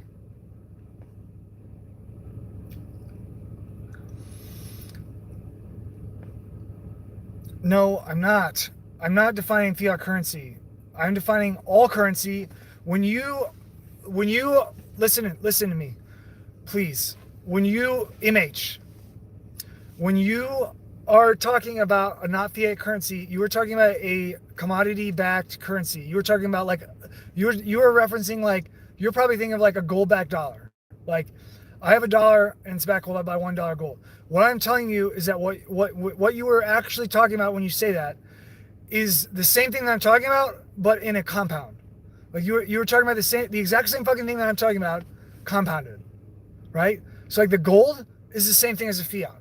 It's just a fucking second dimension behind the fucking paper dollar. That's what I'm telling you. Yes. And so what people are doing, like when everybody's like, oh shit, the dollar's getting weak, we need to jump onto the gold, right? This is the entire fucking game. The entire game is that, like, people lose track because they're scared, right? Like you fear losing value out of your money. And so you start, you know, it's like drowning out in a pond. Like, you're scared to drown. You don't want to drown. Like, nobody likes drowning. It's pretty fucking scary. So they're going to fucking grab anything that they can grab to not drown. When they do that, they are not going to think critically because they are acting out of fear. Because I already told you earlier in like the last podcast, I already told you, it is plainly obvious to anybody that's ever served in the military, they get a fucking front row seat to the human soul. Like how the human being, the soul, interfaces in the planet and like operates. You get a fucking front row seat of that. Anybody that's ever served in war fucking knows exactly what I'm talking about.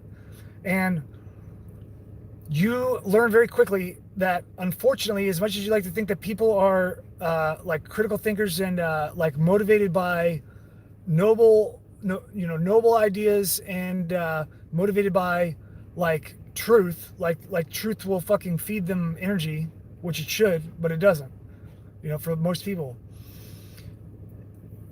because the primary motivator is fear, and the secondary primary motivator is pain. Pain is like the exact same thing as fear, but more direct. So like the same thing that happened in that pool description where somebody's drowning in a pond and they're reaching for some shit, to get out, and they can't quickly think because they're scared. So you just grab whatever it is. That also applies to pain, except for it's more physical. It's just like, it's just like you're going for the broke once it's like the pain. Like once the pain is motivating, now it's just like do or die. When it's fear, it's psychological. When it's pain, it's physical. The physical world and the mental world, which fear is in psychologically, are actually two separate worlds. Literally two separate motherfucking worlds. I'm not going to go into that, but my point is that is what's happening with gold. When people are talking about like a gold-backed currency, they're just talking about a compounded version of worthlessness, which is what I just said. And then because it's compounded, their brain can't deduce and calculate that the backup is also worthless, but it is. And so what I'm telling you guys, the way that countries haven't fucking burned down gold and fucking gotten rid of it is because every single time that a country crashes in all of human history, they always jump on the fucking gold boat or the silver boat. Okay? All right, you guys got that? Did everybody get that? What I just said? Anybody need me to repeat that?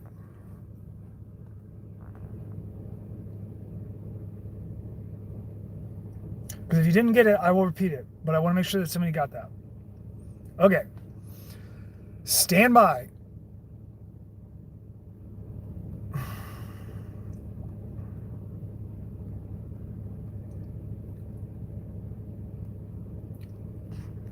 Stand by, motherfuckers. I am doing a search right now on the internet on the other phone, and this is extremely important. This is the magnum opus of this little lesson here.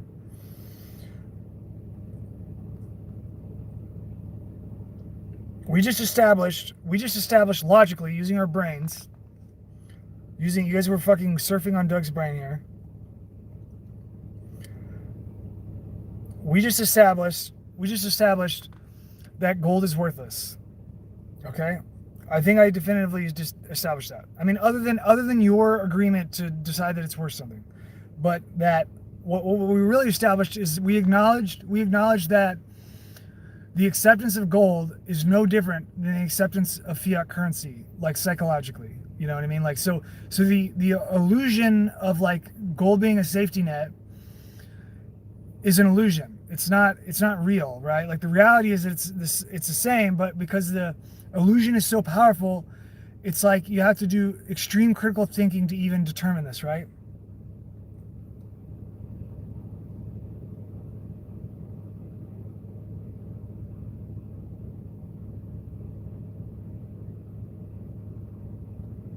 Now I'm looking for, I just flunked on something I was looking for, so I'm doing a different search term to try to find this.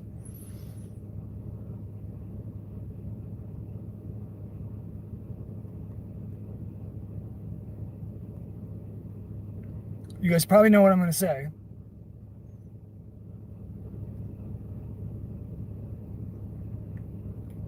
Okay, I'm here. You guys ready?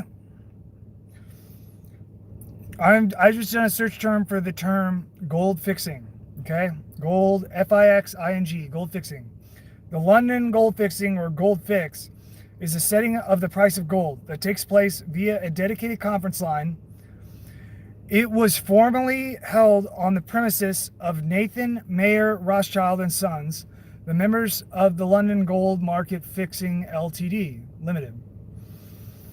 The benchmark is determined twice each business day of the London bullion market, the exceptions to this being Christmas Eve and New Year's Eve. when there's only one fixing in the morning. It is designed to fix price for setting contracts between members of the London bullion market, and the gold fixing informally provides a recognized rate that is used as a benchmark for pricing the majority of gold products and derivatives throughout the world's markets. The LBMA, that's the gold fix, it's set twice every business day at 10:30 and 3 p.m. London time. The unit that they fix it in is in US dollars, because the US dollar is the global reserve currency.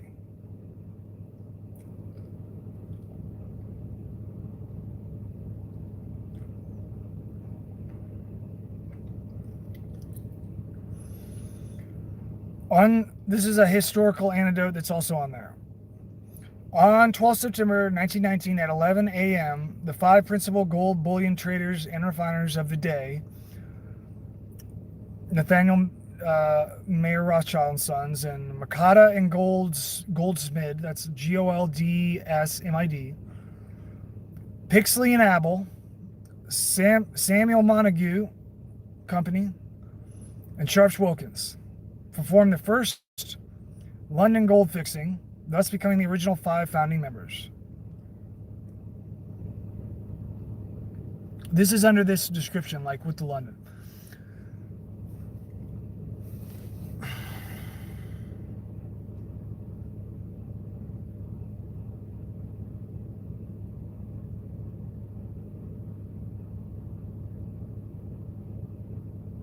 Until 1968, the price was fixed only once a day, when a second fixing was introduced at 3 p.m. to coincide with the opening of the U.S. markets.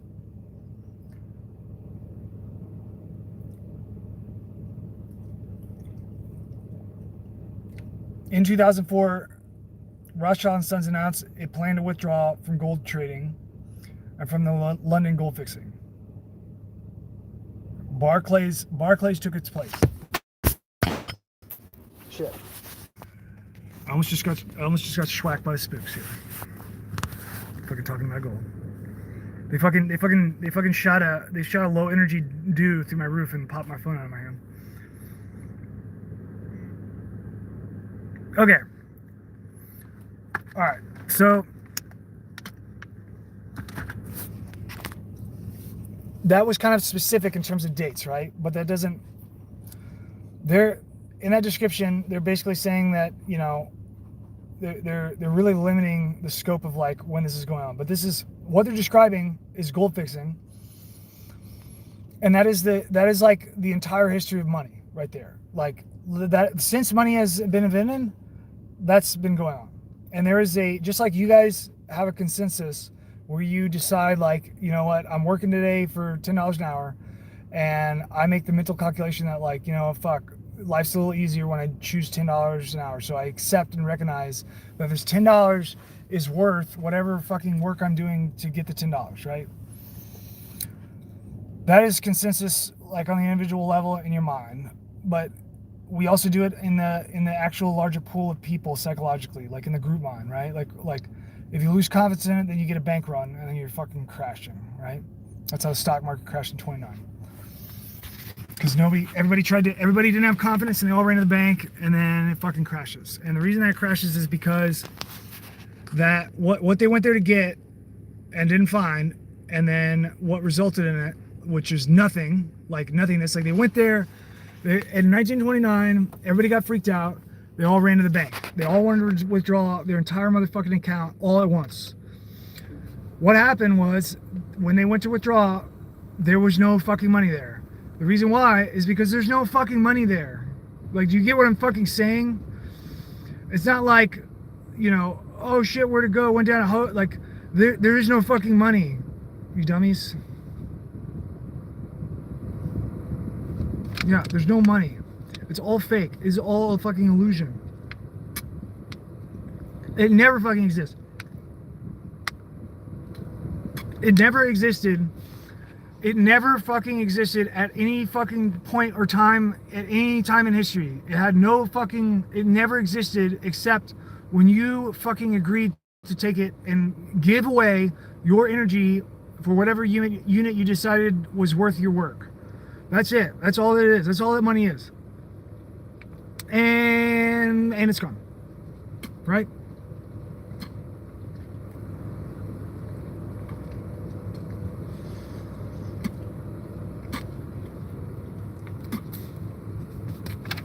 So you can never, in that respect, money as a technology is incredibly flawed. The reason being that when you are buying, the reality is that when you go out and you're spending money, you are doing so, and when you are like bidding your labor for payment in a job, like when you go accept a job and then you're accepting a pay rate, you are doing so. All people in the entire world, for like all of human history, are making a completely false judgment about the situation because they don't understand money. And because they don't understand it, because it's a fucking trick, that is why you're getting swindled. You know what I mean? Like it's it never existed. There is no time in history where it was like actually good and like worked. It's always like that. And so you cannot make a Bitcoin. You will never make a Bitcoin that works. You will never make a fucking like anything that works, because what money is technologically, right? What money is a substitute for commodities. And so in it being a substitute, it becomes literally a shell game. It is a fucking shell game. Like when you go to fucking New York City on the docks, and there's some fucking guy that's like borderline homeless, but he has like a shiny leather jacket, and then he's fucking like taking fucking Dixie cups and putting a fucking nut underneath it and then like switching them around really quick. That is what you're doing when you're accepting money. Like, period, all the time, always, forever, right? And that's what people need to understand. It's like, you can never, the way that you win this thing that is happening right now in the world is just gonna pop up again, over and fucking and over and over and over again, until fucking humanity realizes this and stops using fucking money. And this is the reason why we need to fucking set up a commodity trade system for the entire world, which involves no float, because the way that they steal, like the way that you get inflation is by whoever is deciding, you know, like we're not actually printing money right now, it's just numbers, right? But whoever is deciding that has the legal authority to do so, is hooked up with the people that are picking up the bag of money at 8 a.m. from the example that I gave you, with the fucking post office and, you know, the presidential decree to send out $1 million to every home. The dude that gets at 8 a.m. and goes to fucking Best Buy and slaps everybody on the ass and gets all the girls all pissed off at Best Buy, right? That is the guy that is bribing the guy who decides how much money is coming out. It's not the Fed. It's above the Fed. The Fed just fucking toes the line. That's it. So what I'm saying is that if you haven't noticed this, right? We have talked about a couple things here.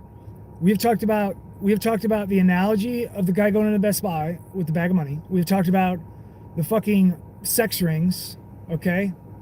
We have talked about, you know, Epstein and fucking Pizzagate, and we already talked about Nixon another time, right? Sex rings, okay? Fucking Weinstein is like basically pretty much the fucking guy that gets the bag at 8 a.m., like literally. Like the difference is that he is going around like using his position to fuck actresses and fucking, you know, like, I mean, they choose to do it, but he you know, he's setting up the situation, like he's gaming it in his favor and just doing that immorally, you know what I mean? With fucking his access to money, you know, through his work. I'm not saying that he's like hooked up to the Treasury Department. I'm just saying, like, what I'm saying is that the example that I gave, even though it's like a loose example, it fucking mirrors reality, because that's why I made it as an analogy. Okay? Do you guys get it? Okay? You should notice another thing. All of the people that I just described, every fucking one of them is Jewish. Now, when I say that, that does not mean that the fucking Jew, you know, in the next city over with payout walking around with a hat is fucking chicks in Hollywood making fucking movies, okay? That doesn't mean that. That doesn't mean that. What I am saying, what I've been trying to say to you guys since the very beginning, is that you need to hold people accountable to their individual actions, no matter who they are. Jew or not Jew. Because the fucking Jews did not do this by themselves. They fucking had your help. And so, you know, if somebody doesn't know what's going on, then, you know, then they're not, you know, if they literally don't know, understand what's going on, then they're not, you know, they're not acting nefariously. They're, you know, they might do something immoral, but they're not acting nefariously. If you know what's going on and you're doing it, then you are like guilty of whatever the thing is, right? Like legal or not, you know, like if it's immoral and you knew, like if your society says it's immoral and you knew and you fucking did it, then it's like you're guilty of whatever that immoral judgment is. If it's legal, you know, that's how they prosecute in criminal law, okay? The culpability, right? Okay. So what I'm saying is that where human society gets this fucked up is when they, you know, kill all the Jews. You don't need to fucking kill all the Jews. What you need to do, it's not even possible. You know, like, I don't know why you would want to do that, because like you shouldn't kill people, right? But what you know, like anybody, you know what I mean? But what I'm saying is the whole way that they've done it is because you guys are accepting it, you know? And if you just don't accept it, then there's no power whatsoever. They can't do it. You guys get what I'm saying?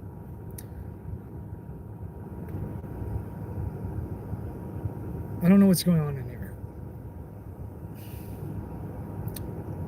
Okay. All right. Hang on. Everybody hold back. We got user, this guy in the account. I'm not ripping on you. I'm trying to fucking drive home a very significant point here. He says, wait, now what are you saying? Are you saying no, comma, kill Jew? Or are you saying no, kill Jew?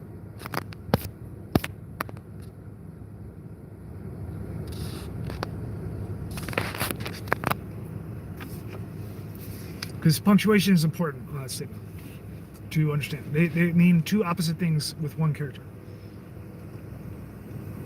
Well, I know he's trolling.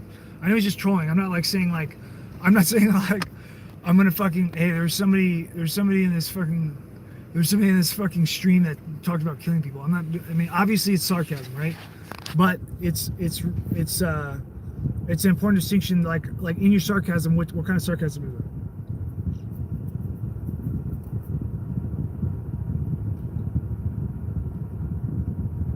All right, I'm gonna wait on that. I'm gonna answer another question. Gerald Darden says, let's not kill anyone and just bring bad people to justice. Yes, that is correct. That is how. Okay, I got it, user. Thank you. Okay. What I'm saying, this is what I'm saying. That is correct, because you have the right to exist. Like you were born, you're here, you have the right to exist. So does fucking everybody else, unless they fucking, you know, I mean, I would rather nobody die at all, but if I'm gonna get fucking like stabbed or somebody's running at me with a bayonet, I don't know. I mean, you just have to make your own decision, but I'm probably just gonna fucking drop that bitch. You know what I mean? Like, you know, it's kind of, I don't really know if I'd have a choice at this time, because I'd just be like, it'd be so fucking second nature, I just wouldn't even, wouldn't even think about it. Like, shoot him and then be like, oh, like, I didn't want to do that. But, what I'm saying is that, what the hell am I saying? I'm saying that, okay. We talked about Karl Marx, right? We talked about him briefly here because JFK mentioned him in the Secret Society speech, right? Karl Marx is attributed with inventing communism. Karl Marx did not fucking invent communism. Arguably, Moses Hess didn't even invent communism. But for the perspective, like when we're considering the perspective of like people and societies, and they say Karl Marx made communism, that is incorrect. In that perspective, in that context, Moses Hess invented communism. Moses Hess in the 1800s. Okay? Moses Hess wrote a book called Roman Jerusalem. All right? It's a very important book. It is significant. One of the primary thesis statements that he makes in the book is the Jewish question. And this is, keep in mind, when I say the Jewish question, people associate it with like Nazism and like anti-Judaism, right? Like, or like killing, like what, gas the Jews, right? That's what people think about the Jewish question. The Jewish question was around before fucking Hitler, and it was a term that was, discussed by Jews, okay? This is the Jewish question is a Jewish term for Jewish Zionists. It's not for fucking Hitler. Hitler just said the same thing. So Moses Hess, his thesis statement in Roman Jerusalem is that the diasporic Jews' comfortability and place, in society and whatever host society they're in, is not as important as restoring Israel. That is the thesis statement of Roman Jerusalem. I'm not going to define how he arrives at that in the book. You can read the book. But that is the most significant, is one of the most significant thesis statements of Roman Jerusalem. Does anybody get where I'm going with this?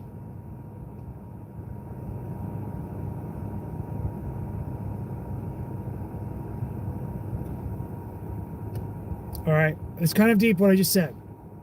Okay. What I'm saying is that Moses Hess is really fucking smart, like super fucking smart, and speaks a bunch of languages. In this book, he is saying what Moses Hess is basically saying in Dugan's interpretation. This is Doug Brain now. Doug Brain. Moses Hess is saying that it's okay to fucking create pogroms and do the Holocaust on Jews as long as they get to fucking Israel. That is what I'm fucking telling you. Okay? Was that clear enough? Did anybody get that? Or what? Okay. That is my interpretation. Okay. Yep. So, all right. So, what I'm saying is that all this shit that is going on in the world against Jews, and history of all the nations is fuck. Okay. How do I fucking tell you this? Oh man, I'm gonna get in trouble here. This is gonna be it. Okay. All right. How do I say this? I'm sorry guys, I gotta dig deep here. I can't just fucking spit this out. I'm gonna get in fucking trouble for telling this. So I gotta think about what I want to say. Okay. All right. So what I'm trying to tell you is that there are Jews that are not Jewish, but are very Jewish also at the same time. And they are causing all of this on behalf of Jews, and they are killing Jews, and they're using you to do it. And that this is what is happening is whether or not they know it, I don't know if they know it, but they are the inversion of God. And they're here to fucking show you God. And,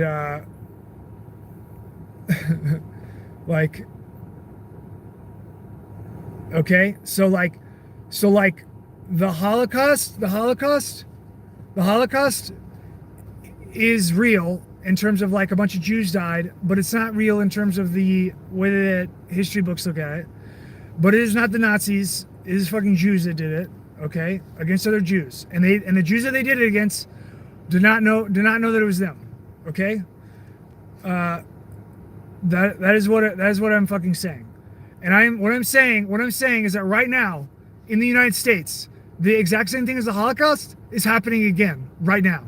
Like right now, there are a bunch of Jews that are so fucking smart that they are creating the situation slowly over decades to make everybody in the United States fucking attack the Jews and kick them out of the United States so they all go to Israel. That is what's happening right now in the United States. That is why all the fucking NGOs are Jews. That is why all the fucking banks are Jews. That is why fucking all of this shit is Jews. All these fucking people that are doing all this shit is Jews because they're fucking causing prophecy to fulfill artificially. And then here's this second part of that. Here's the second part of that. All right, Rick.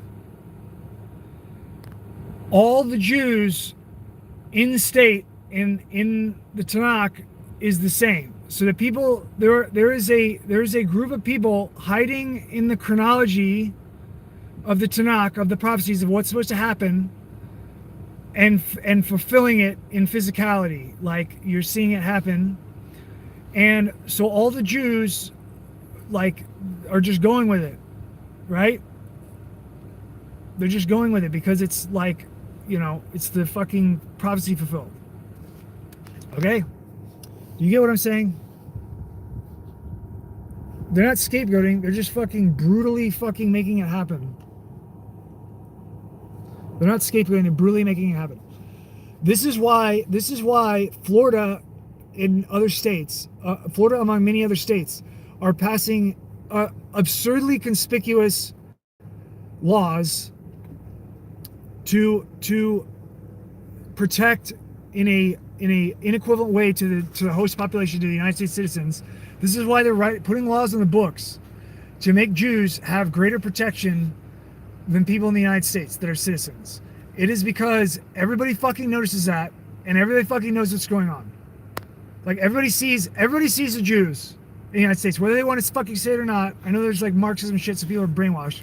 Those motherfuckers deep down inside in their animal brain see what's going on, and it is cooking and it is building up, and it is going to happen. It is going to happen because the Chinese war is going to fucking turn around and get attributed to the fucking Jews, no matter what. Okay. So do you guys get what I'm saying here, or is that, it's kind of like a fucking crazy... No. Okay. Regardless, so Vern B says we can't stop prophecy though, right? This is where we start to get into like language, communicative difficulty. So like, what I'm saying is that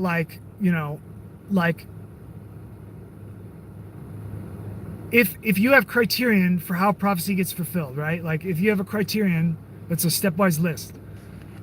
And if something fulfills the list, then it appears to be, divine, no matter what, right? Like it just appears that way. You would have to falsify that it's divine.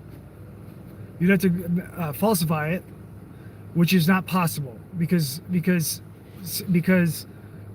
like spirituality or it's of a different dimension, and so it's non-falsifiable in terms of analyzing, like doing a logic analysis on like an equation on a situation. Yes, exactly, right? But here's the thing, right? Like the Jews' job isn't to question whether the prophecy is real or not. Their job is just to, like, they're waiting for the Mashiach, and like this is the call, like the people just like everybody else, and in their brains, like they're fucking, I know that Jews don't think that, they fucking think what they think, but they die, Jews die just the same as everybody else, at least now. They believe that there's gonna be a resurrection and I'll come back alive later, but that's a different story. But what I'm saying is that what I'm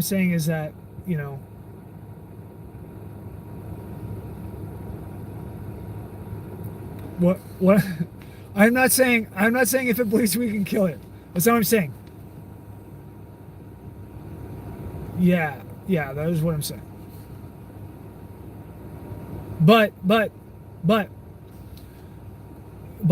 you should not rule out that you know, there could be a fucking twist on this, which would be that the people that are doing it think that they're doing it to, you know, I don't know why they think they're doing it. Like, it's obvious that this is all like 100% fucking, like everything going on for the past 100 years is like 100% on point, like purposely done. There's nothing, there are no fucking mistakes. This shit is fucking tight, okay? There are no fucking mistakes. This is not, your life is a mistake. Like when you fucking trip and spill your Slurpee, that's a mistake. When fucking World War I happens and World War II happens and fucking wipes out Germany and shit, and like they kill the fucking communists, and then like it doesn't matter, the communists are gonna come there anyway, and it fucking doesn't matter if it kills fucking 1 billion people. That is not a mistake. That is like purposeful, okay? And so what I'm saying, what I'm telling this audience that is watching this, is that by assuming things that you don't know yourself, like, you know, putting everything into a box and saying like, well, this has this label because it looks like that, and you just throw in the box and you put a label on it. By doing that, you are automatically forfeiting your right to be like not fucked with. So because we are accepting economic system to you know, because we think we want to buy shit, we are enslaved. And so to get out of it, you have to stop using that. Like there is no path where you take the ball as it is and you run with it. Like it can't happen. It won't happen. You just be right back to where you were, but worse. So the absolute end game of this is that you have to fucking get off of money. Like you have to.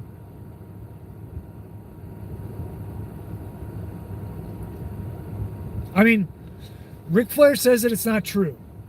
Ric Flair tells me this is not true, but I would disagree. You can make a fiat currency. You can make a new colonial script, but you will just be back where you were in fucking the 1700s, which is, you know, 300 years before now. Okay? You get what I'm saying? If you have that time. If you have that time, like, this is just the hypothetical in a vacuum. Like, no external input or anything.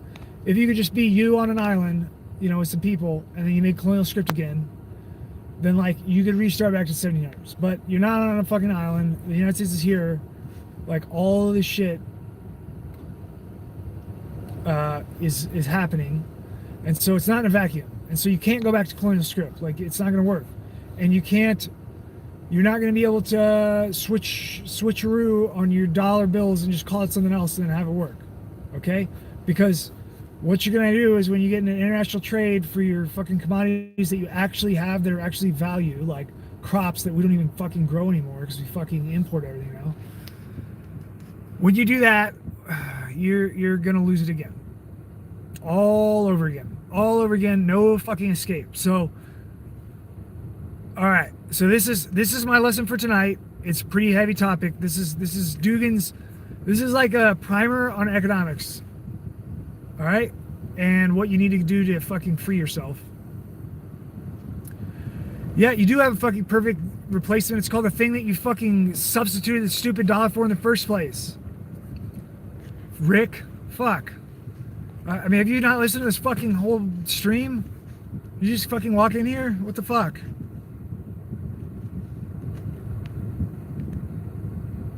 I mean, I'm sorry. I'm not trying to rip on you. That's more of like a joke. I'm just joking. I'm not really like mad or anything. This is a joke, right? But okay, yeah. So you gotta go back and watch it. Okay, I think. All right. Thank you for understanding. Okay, so this is, I'm gonna do other videos and we'll get into other topics. This is fucking Dugan's micro fucking economic block class. Okay. Thank you very much for watching. Everybody have a good night. I love you.